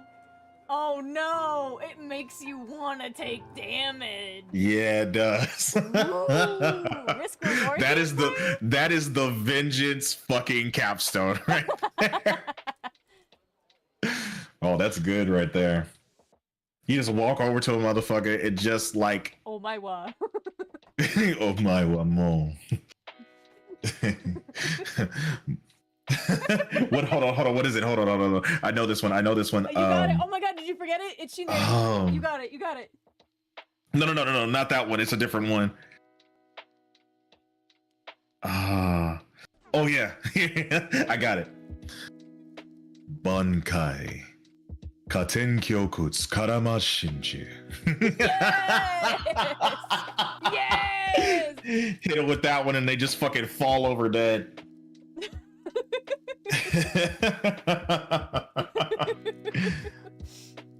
Onslaught. Speaking For call cost is 3. When you successfully make an attack with your weapon, you never deal damage beneath a target's major damage threshold. Okay. The target always marks a minimum of 2 hit points. Additionally, when a creature within your weapon's range deals damage to an ally with an attack that doesn't include you, you can mark a stress to force them to make a reaction roll. 15. On a failure, the target must mark a hit point. Ooh. Wild work. Also, yeah, they kind of cooked a little bit here, Moro. Not gonna lie to you, they kind of cooked it up here. Yeah. What was it? Blade and Valor. Also, one of my chat is asking, "Hey, so you're a voice actor, right?" I am, yeah. And someone who writes songs and DMs and oh, I do all that shit. Yeah, blah blah blah blah blah. Shut up. Okay. Valor domain. Level 1 Valor is bare bones. When you choose not to equip armor, you have a base armor score of 3 plus your strength, and use the following as your base damage thresholds. What the fuck? Barbarian, is that you? Yeah, it sure seemed like it. I am a musician. So can we talk about these damage thresholds though? Like, yeah, that's what the 15 to 30 fucking 8? That's wild as hell. That's incredible. Okay. I gotta say, I really like the damage gating. I do as well. That's good design. That's good design. Forceful push. Make an attack with your primary weapon against a target within melee range. On a success, you deal damage and knock them back to close range. On a success with hope, add a d6 to your damage roll. Additionally, you can spend a hope to make them temporarily vulnerable. Lovely. I am your shield. When an ally within very close range would take damage, you can mark a stress to stand in the way and make yourself the target of the attack instead. When you take damage from this attack, you can mark any number of armor slots. Wow. Okay, let's go to the capstones here. 10. Unbreakable. Nice. When you mark your last hit point, instead of making a death move, you can roll a d6 and clear a number of hit points equal to the result, then place this card in your vault. Yeah, okay. That kind of cooks a little bit. Not even gonna hold you. That's kind of good right there. Unyielding armor. When you would mark an armor slot, roll a number of d6s equal to your proficiency. If any roll a 6, reduce the severity by 1 threshold without marking an armor slot. Ooh. And as we've seen before, that these motherfuckers could just knock shit down to where it doesn't do any damage whatsoever. Yep. That's good interplay. Yeah, agreed. So that is Guardian. There's so many more classes. I do want to see Ranger though. I do want to see Ranger. Oh, there was the Druid thing that we skipped over. Which thing? What was it? Oh, the beast forms. Yeah, I mean, we can take a look at those if you want. We can look at tier 1 and then jump to tier 5. To the end. Okay. Yeah. I'll take care of them. Tier 1, Agile Scout, Fox, Mouse, Weasel, etc. Agility +1, Evasion +2. Melee agility is a D4 physical. I think okay. Gain advantage on Deceive, Locate, and Sneak. Oh. Agile, your movement is silent and you can spend a hope to move up to far range without rolling. Fragile, when you take major or greater damage, you just drop out of beast form. Yeah. Yeah. So fair. That tracks. No, that totally tracks. Household friend, cat, dog, rabbit, etc. Instinct is +1. Evasion is +2. Your melee is instinct, but a D6 in physical. Gain advantage on climb, locate, protect. Oh. Love that. But he also protect. Companion, when you help an ally, you can roll a D8 as your advantage die. Ooh, that's good. Mm-hmm. Fragile, when you take major or greater damage, you just drop out of beast form. That tracks. And that's tier 2 damage, I think, right? Mm-hmm. Okay. Nimble Grazer, deer, gazelle, goat, etc. Agility +1, evasion +3. The melee is agility and a D6 physical. Gain advantage on leap, sneak, sprint. Elusive prey. When an attack roll against you would succeed, you can mark a stress and roll a D4 as a result of your evasion against this attack. That's pretty good. I'm in love. That's pretty thematic right there. Yeah. I'm so upset that Fabula doesn't do something like this. Just let you transform an animal? Yes, let me be an animal. Let me be a little guy. I'm gonna Fragile make it. Again. You're just gonna make it, aren't you? I'm just gonna make it. That's fair. When you take a major or greater damage, you just drop out of beast form. Fair. Pack Predator. Coyote, hyena, wolf, etc. Strength +2, evasion is 1. Melee strength is D8 +2 physical. Gain advantage on attack, sprint, and track. Hobbling Strike. When you succeed on an attack against a target within melee range, you can mark a stress to make the target temporarily vulnerable. Pack Hunting. When you succeed on an attack against the same target as an ally who acts immediately before you, add a D8 to your damage roll. Whoa. Shit. That's pretty crazy. I love it. Pack Tactics, is that you? Yeah, it is, except for damage. Holy crap. Aquatic Scout. Eel, fish, octopus, etc. You. Agility is +1, evasion +2. Melee is agility and D4 physical. Gain advantage on navigate, sneak, and swim. Aquatic, you can breathe and move naturally underwater. Nice. Fragile, when you take, same thing. Drop out of beast form, take major damage. Mm-hmm. Stalking Arachnid. Finesse is +1, evasion +2. Their melee is finesse D6 +1. Gain advantage on attack, climb, and sneak. Okay, venomous bite. When you succeed on an attack against a target within melee range, the target becomes temporarily poisoned. A poison creature takes 1d10 direct physical damage each time they act. Holy shit. Jesus. Web Slinger. You can create a strong web material useful for both adventuring and battle. The web is resilient enough to support one creature. You can temporarily restrain a target within close range by succeeding on a finesse roll against them. Nice. It's good. Okay, what's the bottom tier? Look at this art. I know, art is pretty. Tier 5 is the top tier, or tier 4? I think tier 4. Massive behemoth. Elephant, mammoth, rhinoceros, etc. Strength +3. Evasion +1. Melee strength D12 +12 physical. Holy crap. Locate, gain advantage on locate, protect, scare, sprint. Yeah, I bet. Motherfucker shit. Carrier, you can carry up to 4 willing allies with you when you move. Yeah. Demolish, spend a hope to move up to far range in a straight line and make an attack against all targets within melee range of that line. Targets you succeed against take D8 +10 physical damage using your proficiency and are temporarily vulnerable. Undaunted, you gain a +2 bonus to all damage thresholds. Holy shit. That's pretty good.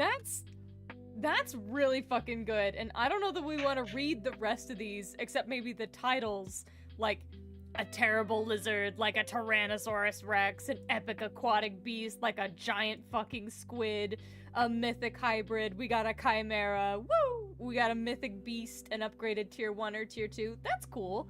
And then that's interesting. Yeah, and then a mythic aerial hunter, and I'm only mad that they didn't write the whole word Quetzalcoatlus. Oh, what did they write? Pterodactyl. It's fine. Oh. Chimera, cockatrice, manticore, etc. It's super cool. Holy shit. Choose any 3 beast form options for tier 1 and 3. Choose a total of 5 advantages and 3 features from those options. That's crazy. That's fantastic. What do you mean? That's amazing. Okay, this kind of cooks a little bit. Let me ask the druid expert here. Are you satisfied? I am very satisfied. Like, I can't even play with you guys. This makes my heart so happy. And, like... Also, you can talk while shapeshifted. Yeah, you can talk while shapeshifted.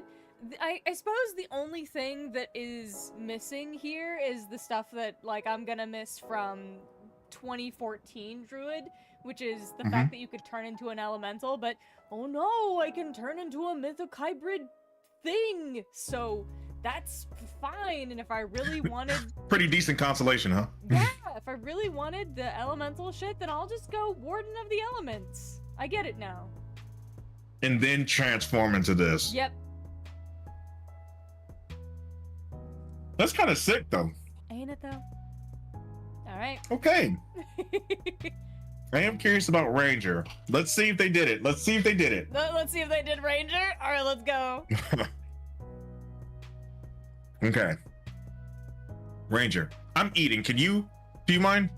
Oh, I don't mind at all. Okay, I'm starving. You should eat. I'm eating. Sorry, that was really bitchy.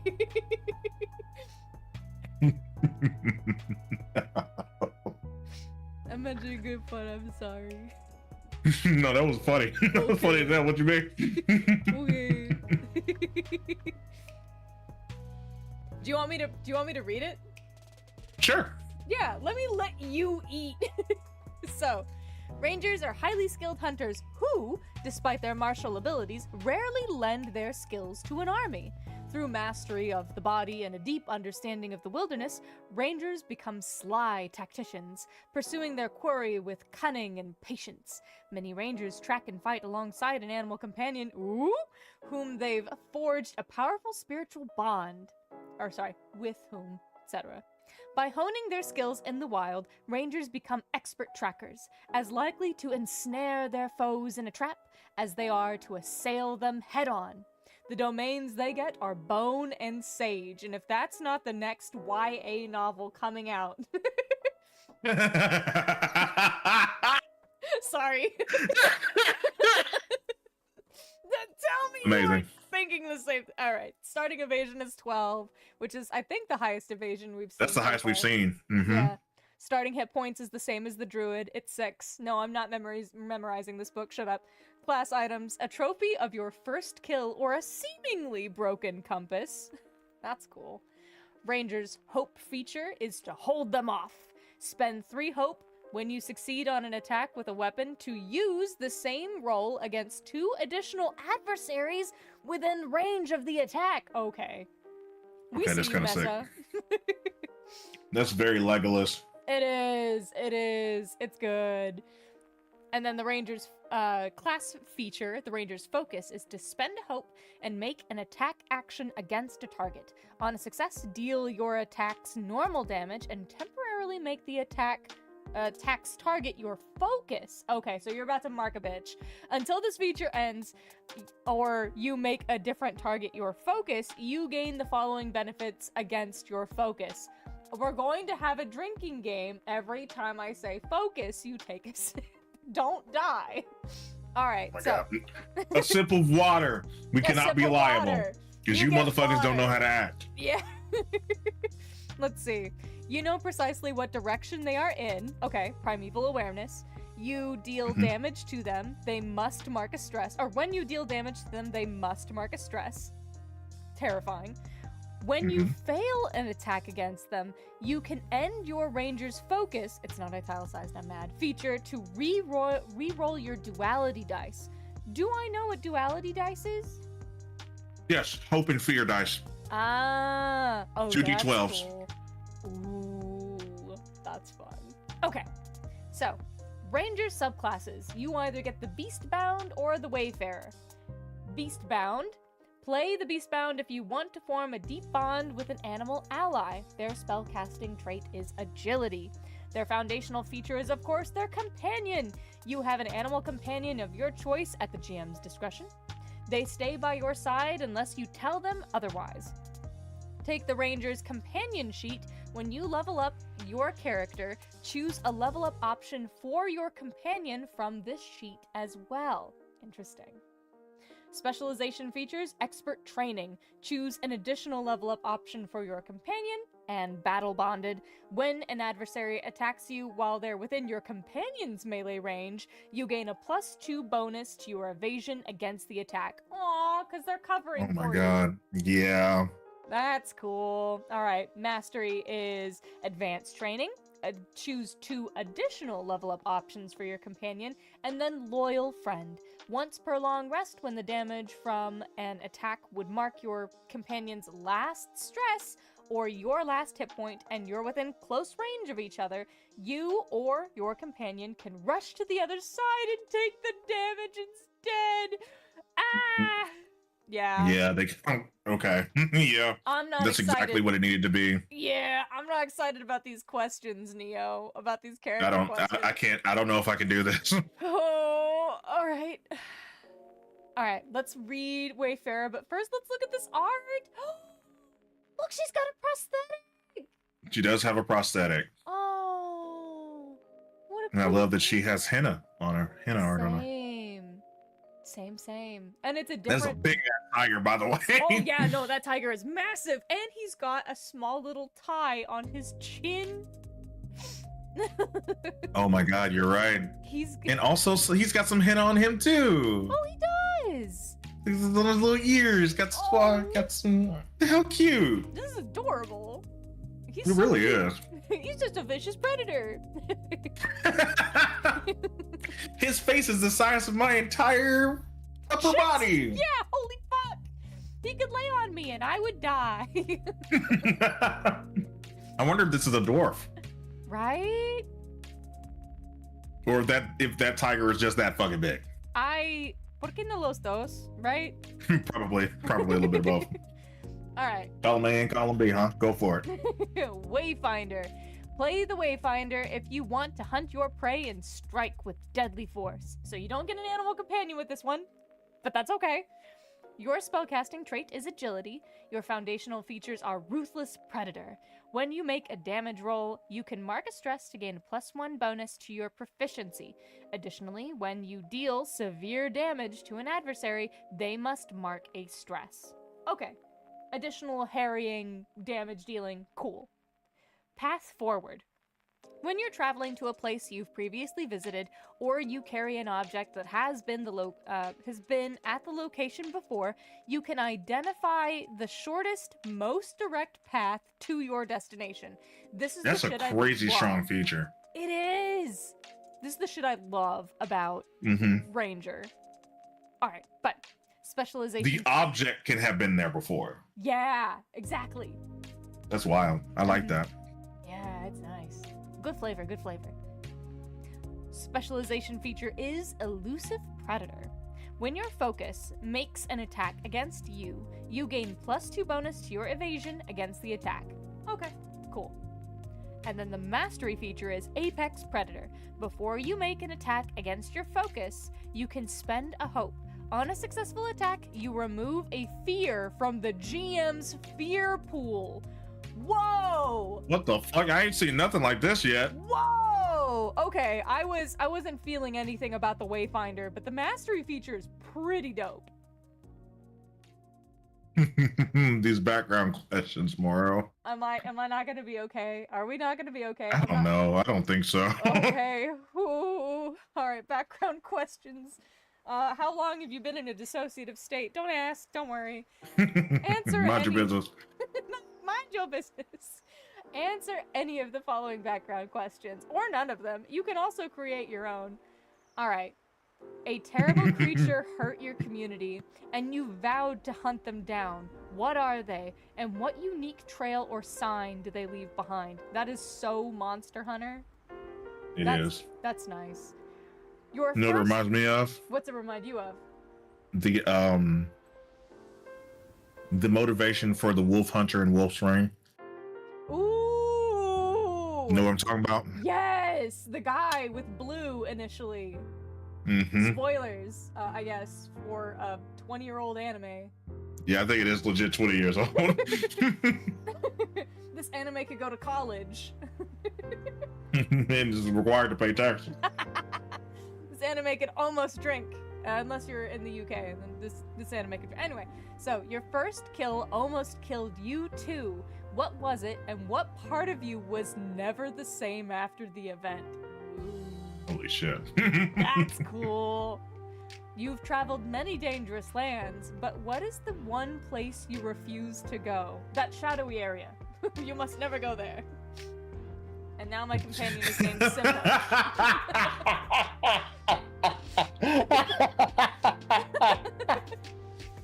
What about that shadowy place, Simba? What did I just say? What the fuck did I say, Simba? Get your ass back indoors. Oh. Connections, please. As you wish. Ask your fellow players one of the following questions for their character to answer, or create your own questions. 1. What friendly competition do we have? Legolas, very cute. Mm-hmm. Why do you act differently when we're alone than when others are around? Ooh. Why don't you look at me during? Right? Shit. That's what that feels like to me.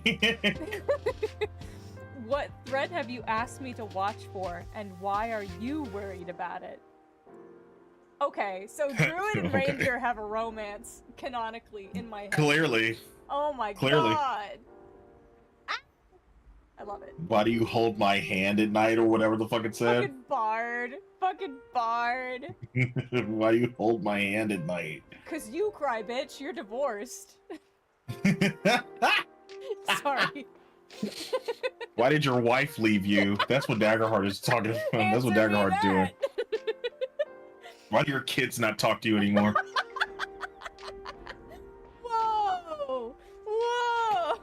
That's what it's like over here, dude. What the fuck? All So right. their domains were Bone and Arcana, I think. Yeah, I was just checking out the Ranger Companion real quick. Oh, of course. I must know. Oh, you must know. I does have to know. Sorry, Lavender asked, so you were taken out of the will? What happened there? That's what it feels like. So your whole bloodline disowned you? You good? Please hold my hand. Come pick me up, I'm scared. What the fuck? Alright. Do you have capacity to... I got it. Thank Yeah, I you. just finished. I got you. Wonderful, thank you. Ranger Companion. When you choose the Beast-bound Ranger subclass, take a companion sheet. The sheet is for tracking important information about your character's companion and can be tucked beneath the right side of your character sheet for ease of viewing. Thank you for telling me where to put a piece of paper. Thanks, bud. Appreciate you. Whoa. What the fuck? Step 1 is name your companion. Step 2 is write their evasion. It starts at 10. Step 3 is choose their companion experience. Create 2 experiences for your companion based on their training and the history you have together. Start with +2 in both experiences. Whenever you gain a new experience, your companion also gains 1. All new experiences start at +2. Example companion experiences: bold distraction, expert climber, fetch, friendly, Guardian of the Forest, horrifying, intimidating, loyal until the end, navigation, nimble, nobody left behind, on high alert, protective, royal companion, scout, service animal, trusted mount, vigilant, we always find them, you can't hit what you can't find. Damn. Step 4, choose their attack and record damage die. Finally, describe your companion's method of dealing damage, their standard attack, and record it in the attack and damage section. At level 1, your companion's damage die is a d6 and their range is melee. Working with your companion, using spellcast rolls, hope, and experiences. Make a spellcast roll to connect with your companion and command them to take action. Spend a hope to add an applicable companion experience to the roll. On a success with hope, if your next action builds on their success, you gain advantage on the roll. Interesting. That is cool. Attacking with your companion. When you command your companion to attack, they gain any benefits that would normally only apply to you, such as the effects of Ranger's Focus. On a success, their damage roll uses your proficiency in their damage die. Taking damage is stress. When your companion would take any amount of damage, they mark a stress.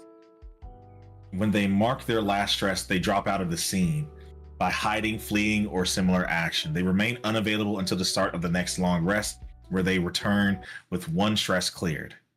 When you choose a downtime move that clears stress on yourself, your companion clears an equal number of stress. So your companion cannot be killed. Nice. Yay. They can't be, it doesn't say that you kill them. There. We all like that. They just, yeah, we all do. Because that's the most ridiculous thing about Beastmaster. You know, your buddy's dead and you could just use a fucking magic ritual to summon a new guy or put out some bait to draw out a new... No, this is my buddy. I don't know this bear. Anyway, that was my bear. That was my bear. Leveling up your companion. When your companion levels up, choose one available option for your companion from the following list and mark it on your sheet. Okay. Intelligent. Your companion gains a permanent +1 bonus to a companion experience of your choice. Light in the dark. Use this as an additional hope slot on your slot your character can mark. What the fuck? That's really good.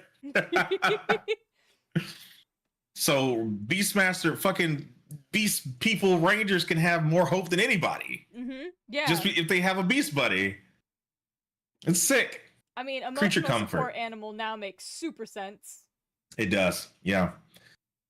Creature comfort. Once per rest, when you take time during a quiet moment to give your companion love and attention, you can gain a hope, or you can both clear a stress. You literally get a bonus for petting your fucking animal. Yeah, you do. Can you pet the dog? Yes. Yes, and you are rewarded for doing it. Hell yeah. Any games you like recently? Yes. I am very excited that I'm going to get to play Claire Obscure. Expedition 33. I'm excited for that one. Let's see what else. Armored. When your companion takes damage, you can mark one of your armor slots instead of marking one of their stress. Vicious. Instead, increase your companion's damage dice or range by 1 step. D6 to D8, close to far, except... Oh, that's good. Yeah. Oh, that's really good. What does that even look like? What does that mean? Did your wolf just get a fucking breath weapon? What the fuck?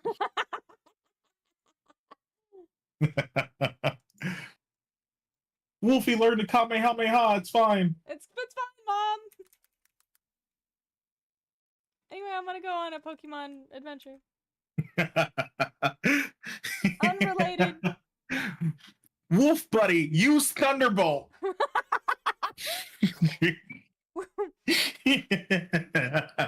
Jesus Christ. What is it? Okay, Pikachu, I choose you. Go, Pikachu. Incredible. Resilient, your companion gains an additional stress slot. Yeah, they're gonna need that. You go ahead and give them that, cuz. Go ahead and give them that. Bonded, when you mark your last hit point, your companion rushes to your side to comfort you. Roll a number of d6s equal to the unmarked stress slots they have and mark them. If any roll a 6, your companion helps you up. Clear your last hit point and return to the scene. Whoa. Yeah. Aware, your companion gains a permanent +2 to their evasion. Those are good. Those are just good ways to bolster your guy. And all of those things are on the sheet as well. Mm-hmm. Okay, I kind of like how they implemented Ranger a little bit. Yep. And this is before we even see what the bone domain does. Because they get bone and was it bone and sage? Bone and sage. So, Yeah. you know, we know what sage gets them, and that's actually really fucking good for them because sage is fucking crazy. Mm-hmm, mm-hmm. I'll read some of bone. Deft maneuvers. Once per rest, mark a stress to sprint anywhere within far range without making an agility roll to get there. If you end this movement within melee range of an adversary and immediately make an attack against them, gain a +1 bonus to the attack. I see it coming. When you're targeted by an attack made from beyond melee range, you can mark a stress to roll a d4 and gain a bonus to your evasion equal to the result of the attack. Untouchable. Gain a bonus to your evasion equal to half your agility. What the fuck? That's pretty fucking amazing. Let's see what the level 10 stuff for bone is. Death Run. Whoa, what the fuck okay. is this? What a name. Calm down. Spend 3 hope to run a straight path through the battlefield to a point within far range, making an attack against all adversaries within your weapon's range along that path. Choose the order in which you deal damage to the targets you succeed against. For the first, roll your weapon damage with a +1 bonus to your proficiency. Then remove a die from your damage roll and deal the remaining damage to the next target. Continue to remove a die for each subsequent target until you have no more damage dice or adversaries. Oh, shit. You can't target the same adversary more than once per attack. This shit is crazy. Okay. Initially, I was thinking, this sounds like cleave, but now... Whoa! Okay. Because if you do this with a bow, I assume that target's far range. You just run a straight line and just fucking knock, shoot. That's kind of nuts, right? It is. Okay. Swift step. When an attack made against you fails, clear a stress. If you can't clear a stress, gain a hope. That shit is crazy. Damn. When? That's amazing. When every time an attack fails and your evasion's 12? Yeah. Okay, does it count as a failure if your animal companion runs to help you? I wonder. I don't know. That'd be some crazy levels of synergy. Yeah. Okay. That's kind of disgusting. Yeah, I love it. Okay, this is the best fucking ranger I've read in God knows how long. Yeah.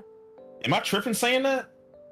Listen, the last time I remember liking Ranger was 3rd edition, and I'll be honest, I didn't know how to read. It was cracked in 3rd edition.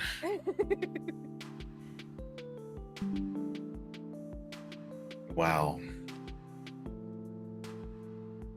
Not to say the 4th edition Ranger wasn't okay. 4th edition Ranger was fine, but it wasn't my flavor of game. So let me say this, right? Yeah. Did the bone, that level 1 bone feature say that your evasion increases by half your agility? I think it did, right? Their base evasion is 12.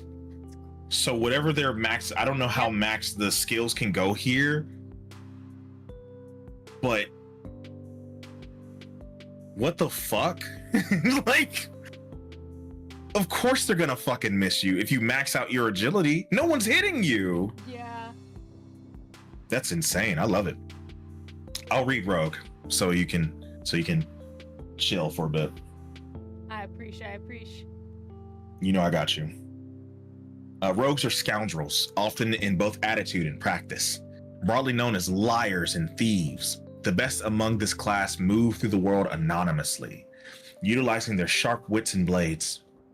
Rogues trick their foes through social manipulation as easily as breaking locks, climbing through windows, or dealing underhanded blows. These masters of magical craft manipulate shadow and movement. We added magic to our rogues innately. Let's go. Adding an array of useful and deadly tools to their repertoire.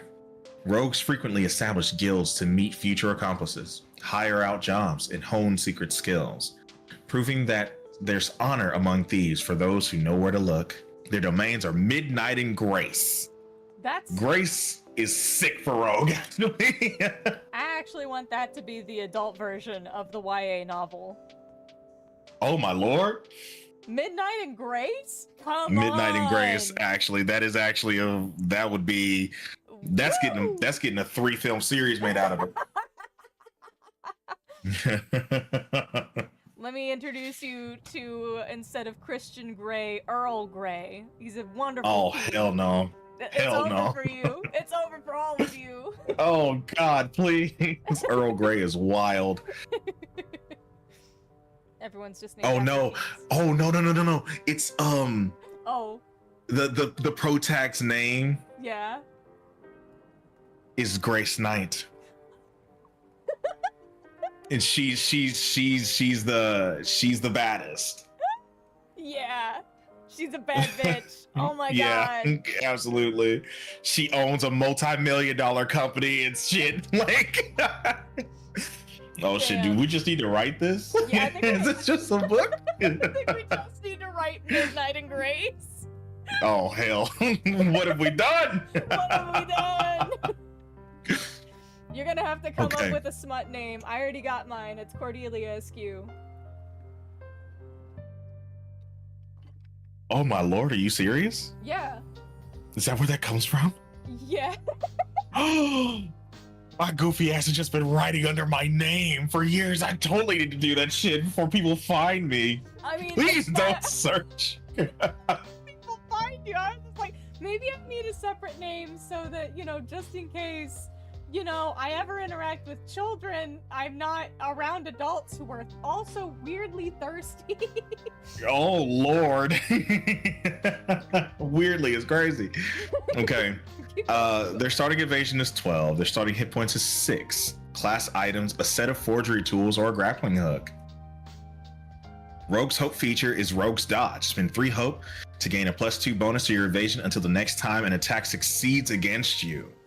Whoa. Otherwise, this bonus lasts until your next rest. Oh, okay. Just, yeah, give me that easy +2 all day.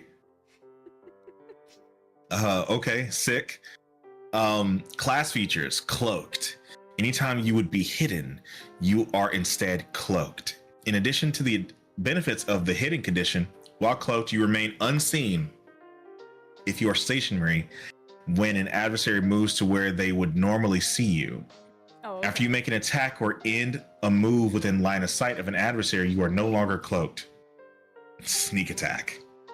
When you succeed on an attack while cloaked or while an ally is within melee range of your target, add a number of d6s equal to your tier to your damage roll. Okay. So 1 that is 4. amazing. Yeah. Yeah, 1 to 4 of just passive damage. And that's so much easier than remembering, do you have advantage? Blum, blum, blum, blum, blum, blum. Is someone within 5 feet of them? No, if this motherfucker can't see you, it's just, yeah, Slap they're getting him. beat up. Get him. Yeah. Rogue subclasses choose either Nightwalker or Syndicate. Oh.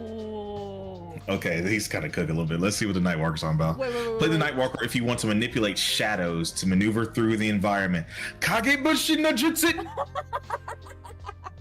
Poof! Switching to Muir, poof. Oh, this spellcast trait is finesse. Foundation features Shadow Stepper.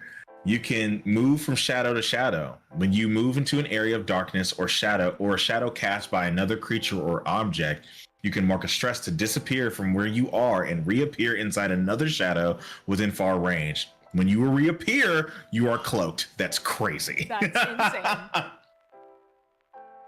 Specialization features Dark Cloud. Love that game. Fantastic game, by the way. Make a spellcast roll 15 on a success. Create a temporary dark cloud that covers any area within close range. Anyone in this cloud can't see outside of it, and anyone outside of it can't see in. You're considered cloaked from any adversary for whom the cloud blocks line of sight. And okay, adrenaline. While you're vulnerable, add your level to your damage rolls. Okay. Damn. Mastery features. Fleeting Shadow. Gain a permanent +1 bonus to your evasion. You can use your Shadow Stepper feature to move within very far range. Vanishing Act. Mark a stress to become cloaked at any time. When cloaked from this feature, you automatically clear the restrained condition. If you have it, you remain cloaked in this way until you roll with fear or until your next rest. That's wild. That's incredible. So even attacking a motherfucker, you can't be uncloaked? It just says until you roll with fear or until your next rest. Whoa, that's cracked. Yes. This might actually make Rogue seem exciting to play. Damn. Syndicate. Play the Syndicate if you want to have a web of contacts wherever you go. Special spellcaster trait is Finesse. Foundation feature. Well connected. When you arrive in a prominent town or environment, you know somebody who calls the place home. Give them a name, note how you think they could be useful, and choose one fact from the following list. They owe me a favor, but they'll be hard to find. They're going to ask for something in exchange. They're always in a great deal of trouble. We used to be together. It's a long story. Oh. We didn't part on great terms. This is phenomenal. Yeah, this is pretty good. This is pretty good. Specialization features contacts everywhere. Once per session, you can briefly call on a shady contact. Choose one of the following benefits and describe what brought them here to help you in this moment. They provide one handful of gold, a unique tool, or a mundane object that the situation requires. On your next action roll, their help provides a +3 bonus to the result of your hope or fear die. Sick. The next time you deal damage, they snipe from the shadows, adding 2d8 to your damage roll. That's pretty cracked, dude. Reliable backup. You can use your contacts everywhere features 3 times per session. Ooh. The following options are added to the list of benefits you can choose from when they use that feature. When you mark 1 or more hit points, they can rush out to shield you, reducing the hit points marked by 1. Okay, but Wow. whenever they do, they also have to yell, "Boss!" Get down, boss! Yeah, literally. When you make a presence roll in conversation, they back you up. You roll a d20 as your hope die. What the Whoa!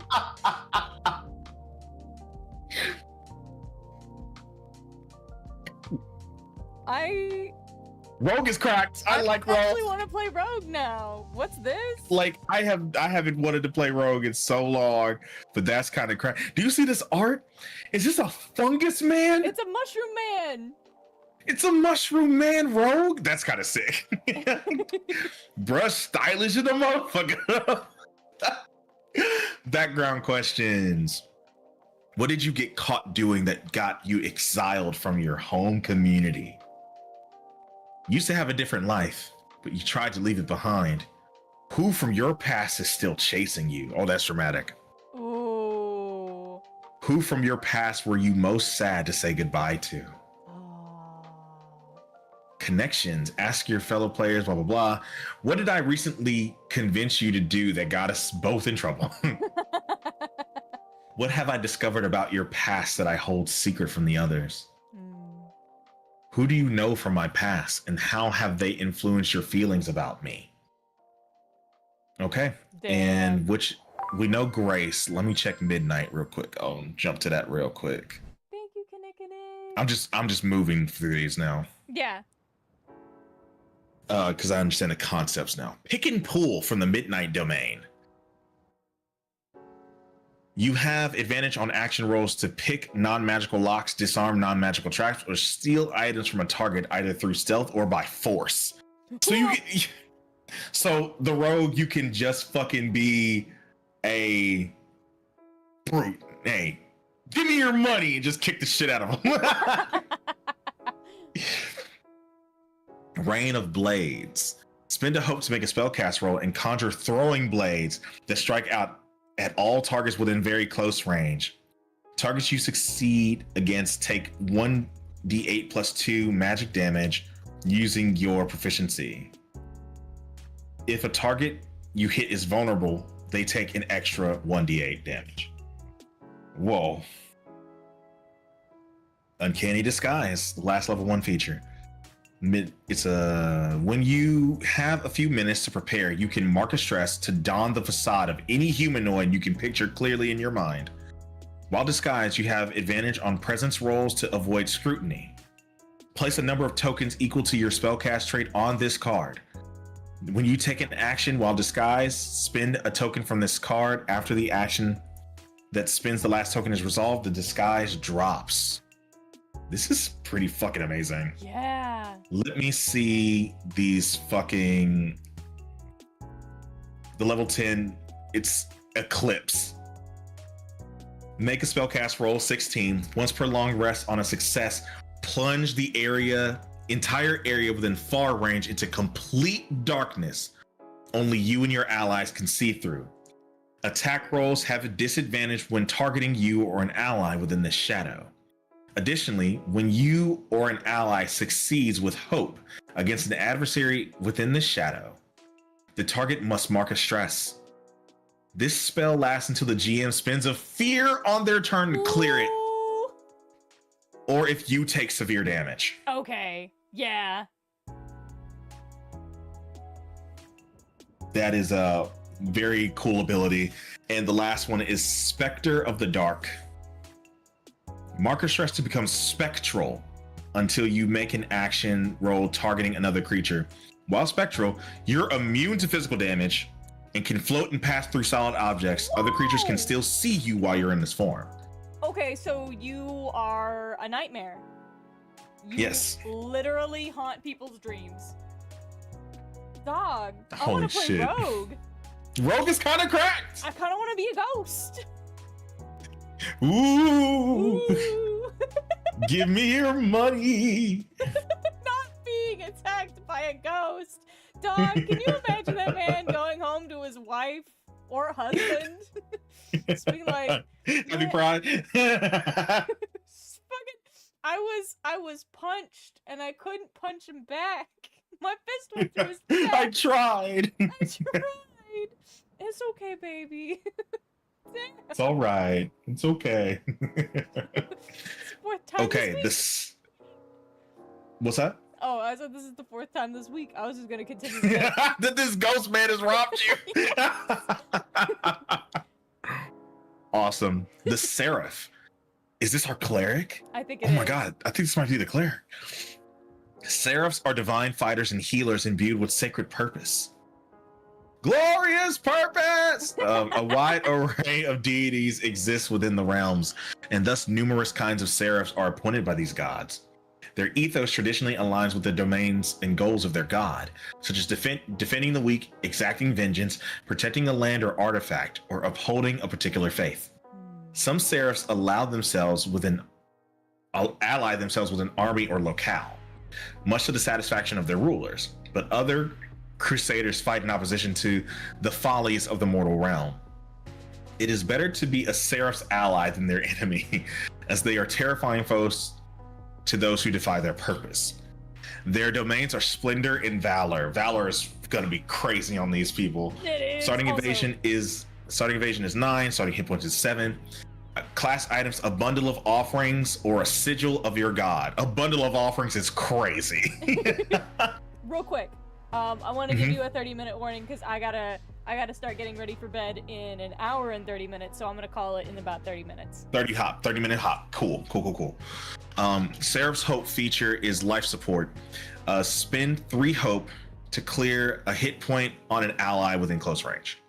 Pretty smooth. Yeah, pretty nice, pretty good. Class feature: prayer dice. At the beginning of each session, roll a number of d4s equal to your subclass's spellcast trait and place them on your character sheet in the space provided. These are your prayer dice. You can spend a number of prayer dice to aid yourself or your ally within far range. You can use a spent dice value to reduce incoming damage, add to a roll's result after the roll is made, or gain hope equal to the result. Dog! At the end of each session, clear all unspent prayer points. Dog, it's better portent dice. It's much better portent dice. Because portent was already crazy. Yeah. Whoa, okay. The Seraph subclasses choose either the Divine Wielder or the Winged Sentinel subclass. Oh, you just get wings. Yeah. Oh, they're just gonna give you wings straight out the gate. You're literally a Seraph. Woo. You're literally Seraphim. Sick. The Divine Wielder. Play the Divine Wielder if you want to dominate the battlefield with a legendary weapon. Sick. Spellcast trait is Strength. Foundation features: Spirit Weapon. When you have an equipped weapon with a range of melee or very close, it can fly from your hand to attack an adversary within close range and then return to you. You can mark a stress to target an additional adversary within range with the same attack roll. Amazing. Sparing Touch. Once per long rest, touch a creature and clear 2 hit points or 2 stress from them. Wow. Yeah. They made Paladin seem fun. Okay. Specialization features Devout. When you roll your prayer dice, you can roll an additional die and discard the lowest result. Additionally, you can use your Sparing Touch feature twice instead of once per long rest. Damn. Mastery feature. Sacred Resonance. When you roll damage for your Spirit Weapon feature, if any of the die results match, double the value of each matching die. Whoa. For example, if you roll 2 5s, they count as 2 10s. Whoa. That is so cool. Nah, that's kind of lit. I'm not even gonna lie, that's kind of lit. Okay, Winged Sentinel. Play the Winged Sentinel if you want to take flight and strike crushing blows from the sky. Holy shit. Okay. Spellcast trait is still Strength. Foundation feature: Wings of Light. You can fly. While flying, you can do the following: mark a stress to pick up and carry another willing creature approximately your size or smaller. Spend a hope to deal an extra d8 damage on a successful attack. Specialization features Ethereal Visage. Your supernatural visage strikes awe and fear. While flying, you have advantage on presence rolls. When you succeed with hope on a presence roll, you can remove a fear from the GM's fear pool instead of gaining hope. Oh, I'm full on hope. GM, you go ahead and scrap one of them fear from me. Go ahead and do that for me. Let me get that up off you. Mastery features Ascendant. Gain a permanent +4 bonus to your severe damage threshold. That tracks. Power of the Gods. While flying, you deal an extra 1d12 damage instead of your 1d8 from your Wings of Light feature. That's such big damage. Background questions. Answer any of the following questions, blah, blah, blah. Which god did you devote yourself to? What incredible feat did they perform for you in a moment of desperation? Ooh. How did your appearance change after taking your oath? So you can become, you don't have to be born this way. That's crazy. Oh. In what strange or unique way do you communicate with your god? By twerking. Yes. I was gonna say we're going full John Constantine. Give me your cat. Oh god, that scene scared the fuck out of me. I already hated cats before that, but then that scene, no, that scene fucked me up actually. It's looking at me. I don't want to go to hell. What promise did you make? What promise did you make me agree to? Should you die on the battlefield? Oh my god. Why do you ask me so many questions about my god? You've told me to protect one member of our party above all others, even yourself. Who are they and why? Okay. What is the one? What do they have here? We've done Valor. Let me read Splendor real quick. I'm just moving through these. Yeah. Bolt Beacon. Is this our guiding bolt? Make a spellcast roll against a target within far range. On a success, spend a hope to send a bolt of shimmering light toward them, dealing D8 plus 2 magic damage using your proficiency. The target becomes temporarily vulnerable and glows brightly until this condition is cleared. Okay, that's our guiding bolt. Maybe it'll hit. Mending Touch. You lay your hands upon a creature and channel healing magic to close their wounds. When you take a few minutes to focus on the target you're helping, you can spend 2 hope to clear a hit point or a stress on them. Once per long rest, when you spend this healing time learning something new about them or revealing something about yourself, you can clear 2 hit points or 2 stress from them instead. This is just good healing. Yeah. Reassurance. Once per rest, after an ally attempts an action roll, but before the consequences take place, you can offer assistance or words of support. When you do, your ally can re-roll their dice. Let's go to 10. I'm so concerned about what these are going to be. Invigoration. Level 10. When you or an ally within close range has used a feature that has an exhaustion limit, such as once per rest or once per session, you can spend any number of hope and enroll that many d6s. If any roll a 6, the feature can be used again. That's madness. Resurrection. Make a spellcast roll. It's 20. It's the highest I've seen. On a success, restore one creature who has been dead no longer than 100 years to full strength. Whoa. Then roll a d6. On a 5 or lower, place this card in your vault permanently. On a failure, you can't cast Resurrection again for a week. Whoa. This is a strong ass Resurrection, cuz wow. On a result of 5 or lower. This is going in your vault. just be prepared for that. This is going in the vault. Mm-hmm. That's the Splendor domain. Splendor domain is exactly what I thought it would be. Moving on to Sorcerer. Not all innate magic users choose to hone their craft, but those who do can become powerful sorcerers. The gift of these wielders are passed down through families, even if the family is unaware of or reluctant to practice them. A sorcerer's abilities can range from the elemental to the illusionary and beyond, and many practitioners band together into collectives based on their talents. The act of becoming a formidable sorcerer is not the practice of acquiring power, but learning to cultivate and control the power one already possesses. The magic of a misguided or undisciplined sorcerer is a dangerous force indeed. Their domains are Arcana and Midnight. Okay, that tracks. Starting evasion is 10, starting hit points is 10. Their class item is a Whispering Orb or a family heirloom. Sorcerer's Hope feature, Volatile Magic.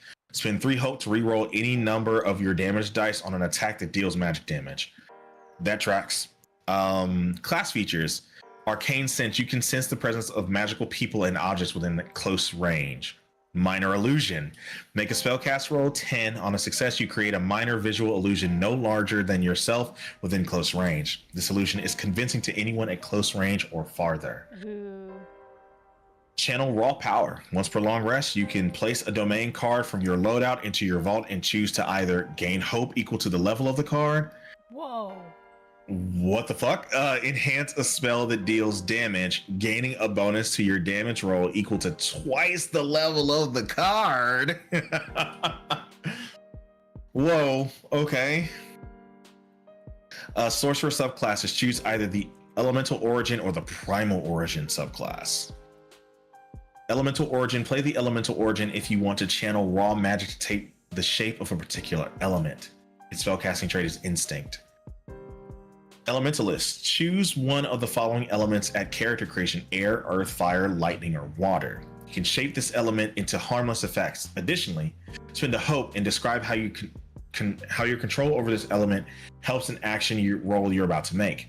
Then either gain a +2 bonus to the roll or a +3 bonus to the roll's damage. Holy shit. Okay. Their specialization feature is natural evasion. You can call forth your element to protect you from harm. When an attack roll against you succeeds, you can mark a stress and describe how you use the element to defend you. When you do, roll a d6 and add its result to your evasion against the attack. Its mastery feature is Transcendence. Once per long rest, you can transform into a physical manifestation of your element. When you do, describe your transformation and choose 2 of the following benefits to gain until your next rest. +4 bonus to your severe threshold, +1 bonus to a character trait of your choice, crazy, +1 bonus to your proficiency, and +2 bonus to your evasion. Wow. The Primal Origin. Play the Primal Origin if you want to extend the versatility of your spell in powerful ways. Still Instinct for the spellcast. Its foundation feature is Manipulate Magic. Your Primal Origin allows you to modify the essence of magic itself. If you cast a spell or make an attack using a weapon that deals magic damage, you mark a stress to do one of the following. Extend the spell or attack's reach by 1 range, crazy. Gain a +2 bonus to the action roll's result. Double a damage die of your choice. Whoa. Okay, let's all calm the fuck down. And hit an additional target within range. We got meta Specialization boys. feature. Yeah, wow. We do. Specialization feature, Enchanted Aid. You can enhance the magic of others with your essence. When you help an ally with a spellcast roll, you can roll a d8 as your advantage die. Once per long rest, after an ally has made a spellcast roll with your help, you can swap the results of their duality dice. Damn. Wow. And their mastery feature is Arcane Charge. You can gather magical energy to enhance your capabilities. When you take magic damage, you become charged. And alternatively, you can spend 2 hope to become charged. When you successfully make an attack that deals magic damage while charged, you can clear your charge to either gain a +10 bonus to the damage roll or gain a +3 bonus to the difficulty of a reaction roll the spell causes the target to make. You stop being charged at your next long rest. Okay. So I'm going to blow you up the class. I got it. Yeah. Also, the art, Neo. Yeah, this frogman is fucking wild. I love this frogman. Yeah, they kind of cooked on this art though. Their background questions: what did you do that made the people in your community wary of you? Ooh. What mentor taught you to control your untamed magic, and why are they no longer able to guide you? Oh. You have a deep fear you hide from everyone. What is it, and why does it scare you? The connections are: why do you trust me so deeply? What did I do that makes you cautious around me? Why do we keep our shared past a secret? Okay, and we already know their domains. I think that was Midnight and Arcana. We've seen those both already. Yeah. Warrior is also Blade and Bone for their domains. Becoming a warrior requires years, often a lifetime of training and dedication to the mastery of weapons and violence. While many who seek to fight hone only their strength, warriors understand the importance of an agile body and mind, making them some of the most sought-after fighters across the realms. Frequently, warriors find employment within an army, a band of mercenaries, or even a royal guard. But their potential is wasted in any position where they cannot continue to improve and expand their skills. Warriors are known to have a favored weapon. To come between them and their blade would be a grievous mistake. Domains are Blade and Bone. Their starting evasion is 11. Their starting hit points are 6. Class item is the drawing of a lover or a sharpening stone. That is real fucking specific, ain't it? Yeah. Warrior's Hope feature No Mercy. Spend 3 hope to gain a +1 bonus to your attack rolls until your next rest.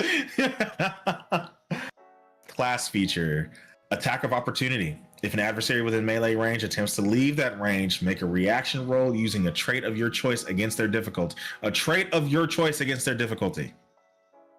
Choose 1 effect on a success or 2 if you critically succeed. 1, they can't move from where they are. You deal damage to them equal to your primary weapon's damage, and you just move with them. Yeah, I'm coming too. Where do you think you're going? Combat training. You ignore burden when equipping weapons. When you deal physical damage, you gain a bonus to your damage roll equal to your level. Damn. Okay. What the fuck? Warrior subclasses. Choose the Call of the Brave or the Call of the Slayer. Call of the Brave. Sorry. Not Jesus. Play the Call of the Brave if you want to use the might of your enemies to fuel your own power. Foundation features. Courage. When you fail a roll with fear, you gain a hope. What the fuck? When you really fuck up. Wild. That's great. Battle ritual. Once per long rest before you attempt something incredibly dangerous or face off against a foe who clearly outmatches you. Describe what ritual you perform or preparations you make. When you do, clear 2 stress and gain 2 hope. Aww. Whoa. Specialization feature. Rise to the challenge. You are vigilant in the face of mounting danger. While you have 2 or fewer hit points marked, you can roll a d20 as your hope die. Oh my god! Whoa! Camaraderie is the mastery feature. Your unwavering bravery is a rallying point for your allies. You can initiate a tag team roll 1 additional time per session. Aww. Additionally, when an ally initiates a tag team roll with you, they only need to spend 2 hope to do so. Awesome. I like this orc with locks though. Really digging that. Really digging that down there. Okay. Slayer. Play the Call of the Slayer if you want to strike down adversaries with immense force. The foundation feature is Slayer. You gain a pool of dice called Slayer dice. On a roll with hope, you can place a d6 on this card instead of gaining a hope. Adding the die to the pool, you can store a number of Slayer dice equal to your proficiency. When you make an attack roll or damage roll, you can spend any number of these Slayer dice, rolling them and adding them to the result of the roll. At the end of each session, clear any unspent Slayer dice on this card and gain a hope per die cleared. Wow. Wow. Okay. You good? Yeah, I'm all right. This shit is crazy. Specialization feature is Weapon Specialist. You can wield multiple weapons with dangerous ease. When you succeed on an attack, you can spend a hope to add 1 of the damage dice from your secondary weapon to the damage roll. Additionally, once per long rest, when you roll your Slayer dice, re-roll any ones. Is crazy. Mastery feature, Martial Preparation. You're an inspirational warrior to all who travel with you. Your party gains access to the Martial Preparation downtime move. To use this move during a rest, describe how you instruct and train your party. You and each ally who chooses this downtime move gain a d6 Slayer die. A PC with a Slayer die can spend it to roll the die and add the result to any attack or damage roll of their choice. So they can just spread that to everybody. That's so good.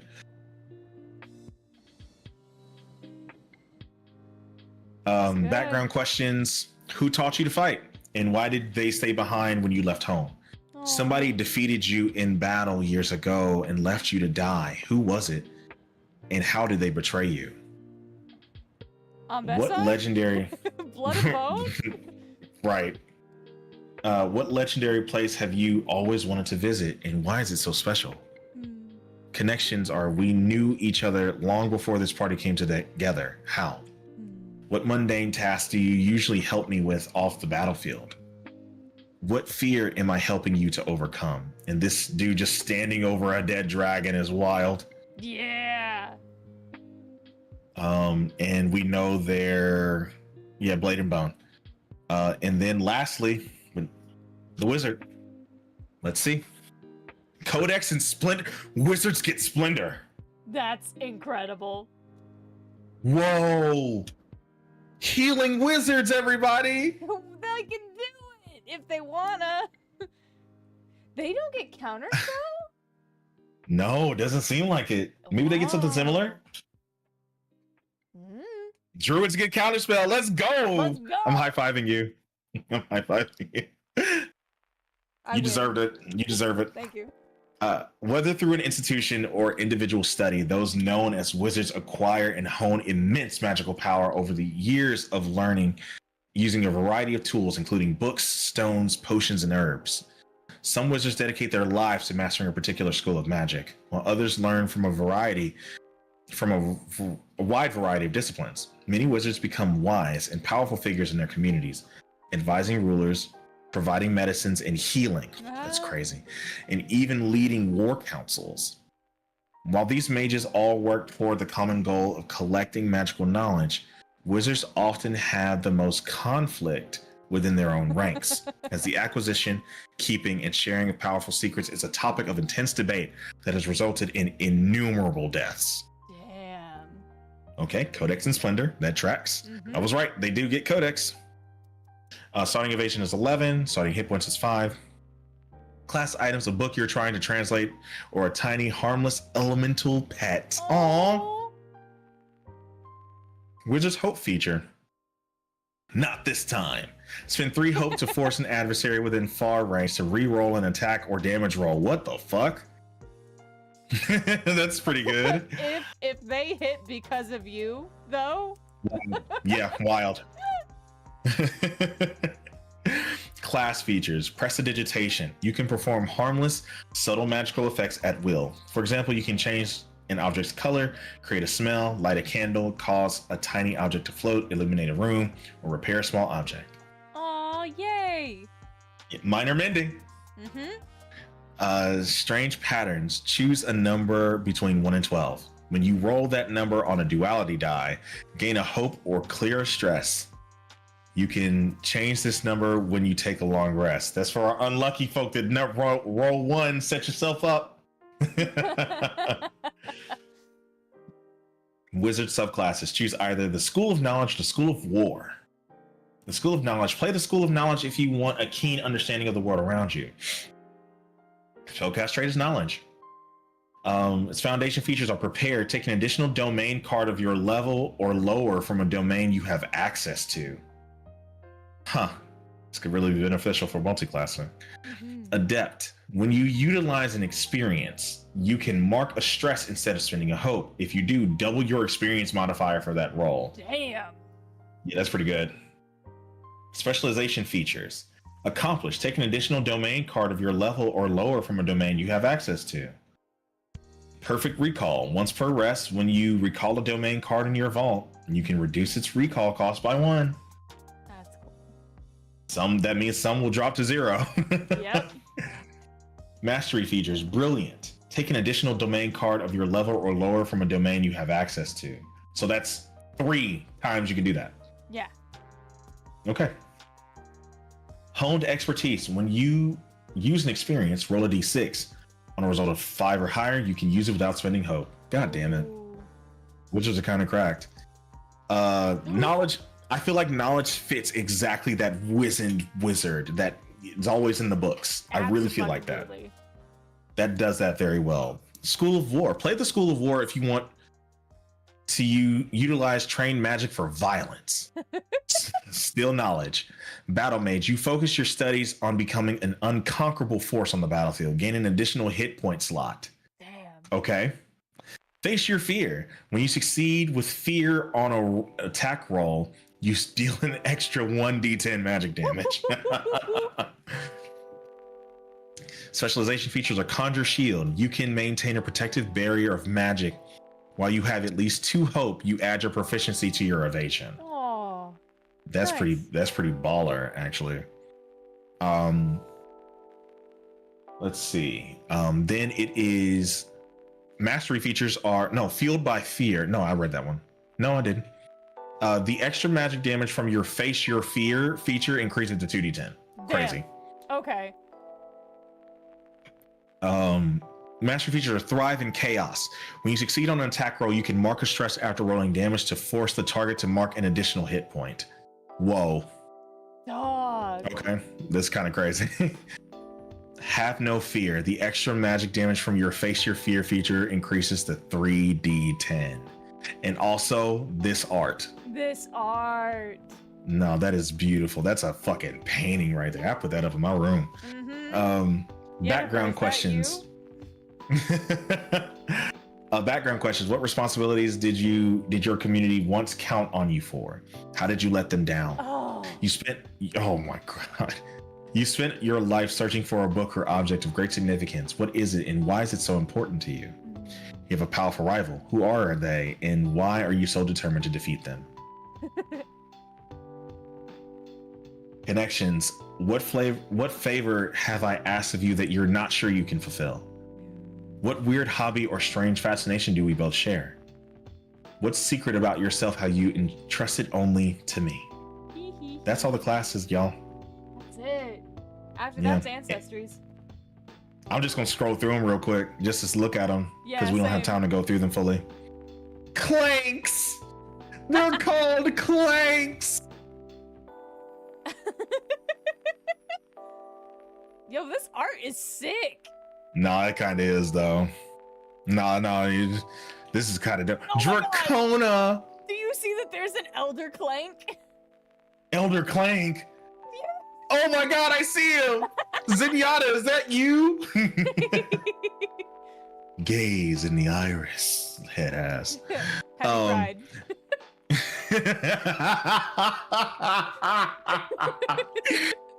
The Dracona are cool. We gotta have our scalies for our scalies out there.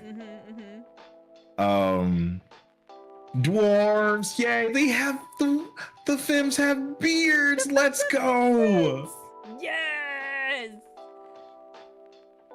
Let's see. Elves. That's just Shadowheart. Oh my god, yeah, it is. That's just Shadowheart. Clip out her hair just in case. Yeah. That's just Shadowheart though. There are bug people. Yes, there are. Yeah. Let's go. I was just talking to my designers about this today. How I want fairies to be bug people. Yes. Human and fairy for scale. You see this shit? That's such incredible. A tiny person. Exactly how I need them to be. That's just a moth dude, and I love this elder fairy. With a beard. Sick. Yes. Fawns, because we gotta have fawns. I mean, they're very fawn.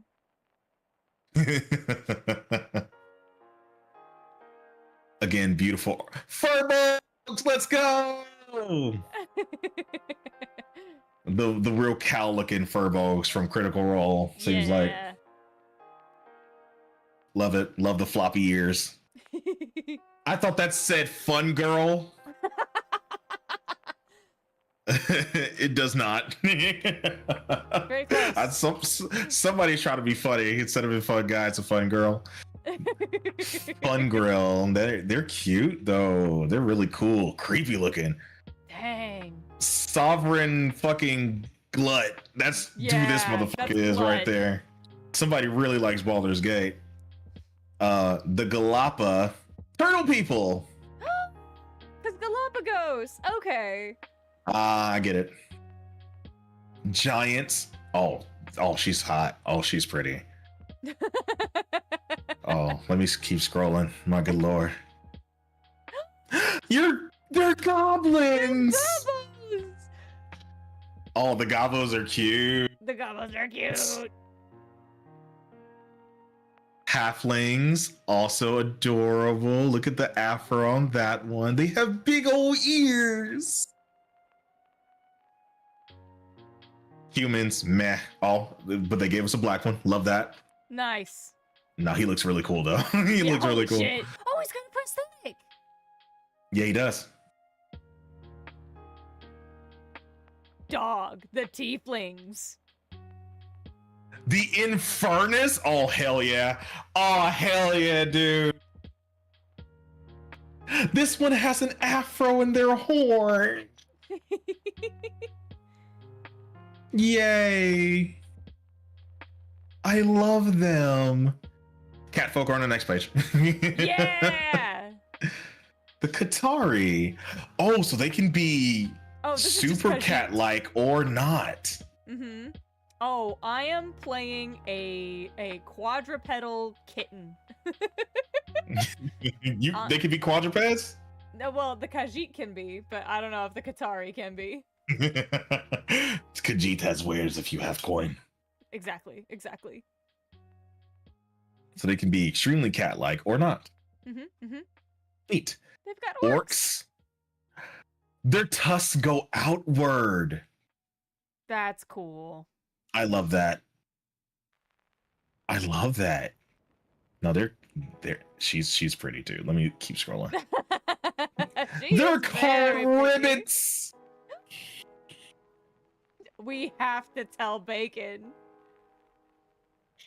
Bacon's gonna fucking scream. Bacon will scream. We have to give him this one specifically. Ribbit. Which one? This guy with the backpack on? Yes! I'm literally DMing Bacon with no context. I'm running. Okay. Bacon's gonna scream. Thinking of you. Smiley face. Ribbit. Distinguished gentle frog is what your chat said. Oh my god. Bacon's already responded. Was Bacon eating their microphone? I don't know. I haven't asked. I'm afraid to ask. Simia. Monkey people. This guy's drawing his bow with his feet. Yes. That's so monkey-like. That's cool. And then they literally have rules for mixed ancestry. Yeah. So. Oh my god! Look at the fairy Simia. You could be a. Yeah, you see that? Yeah. He looks like he's a good little fun dude there. Oh this fun grilled Galapa shroom shell. That is so sick. It's sick as fuck, actually. Yeah, they kind of. Okay, all right.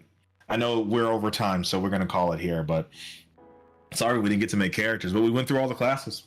I mean, fuck, we can make characters tomorrow. Although I do have plans to do fabulous stuff, so you let me know. Yeah, I'll probably be around to do fabulous stuff as well. Okay. Depending on what. I have a stream. I'm getting interviewed tomorrow. Do you want to talk about it? I'm getting interviewed by the Dummies and Dice Rolls interview stuff. Interview people. That's cool. Tomorrow. Like when I made this thing about, saying, hey, collaborations, they were like, us first, please. Nice. And I was like, okay. So that's tomorrow. But depending on like what happens, because tomorrow is Father's Day. Yeah. We'll see. We'll see what happens. But go ahead and give the people your outro, Moro. Tell people, everybody, all the people where they can find you and stuff. Well, thank you very much, everybody, for letting me tag along in Neo Stream, and thank you all for being here. My name is Moro. I am doing a rebrand because I used to do professional tarot reading, but I am pivoting to storytelling and centering my indigenous identity. So you're going to see me around here as Moro Trickster Rabbit or Trickster Rabbit in just about every place. My outro is probably gonna change these days, but to do an oldie but a goodie for my chat. I wish you all love, peace, and truth. I bar all harm, discord, stagnation, and unbalance from you and this night so that you might rest and get some respite tonight. May we make this place the world that we want to see and live in today and always. Chill. I love the work that you're gonna do tomorrow. Haven't even seen it yet, but I already know it's gonna be amazing. Hey, you. Thank you so. Yes, I'm actually gonna send them an email on Monday. All right. Hey, hey, the only nepotism I believe in is black nepotism. Anyway, hello everybody. Thank you so much for hanging out with me tonight, and thank you, Maura, for going through this here book with me and giving me your design brain thoughts. I'm glad that I'm able to do this alongside you.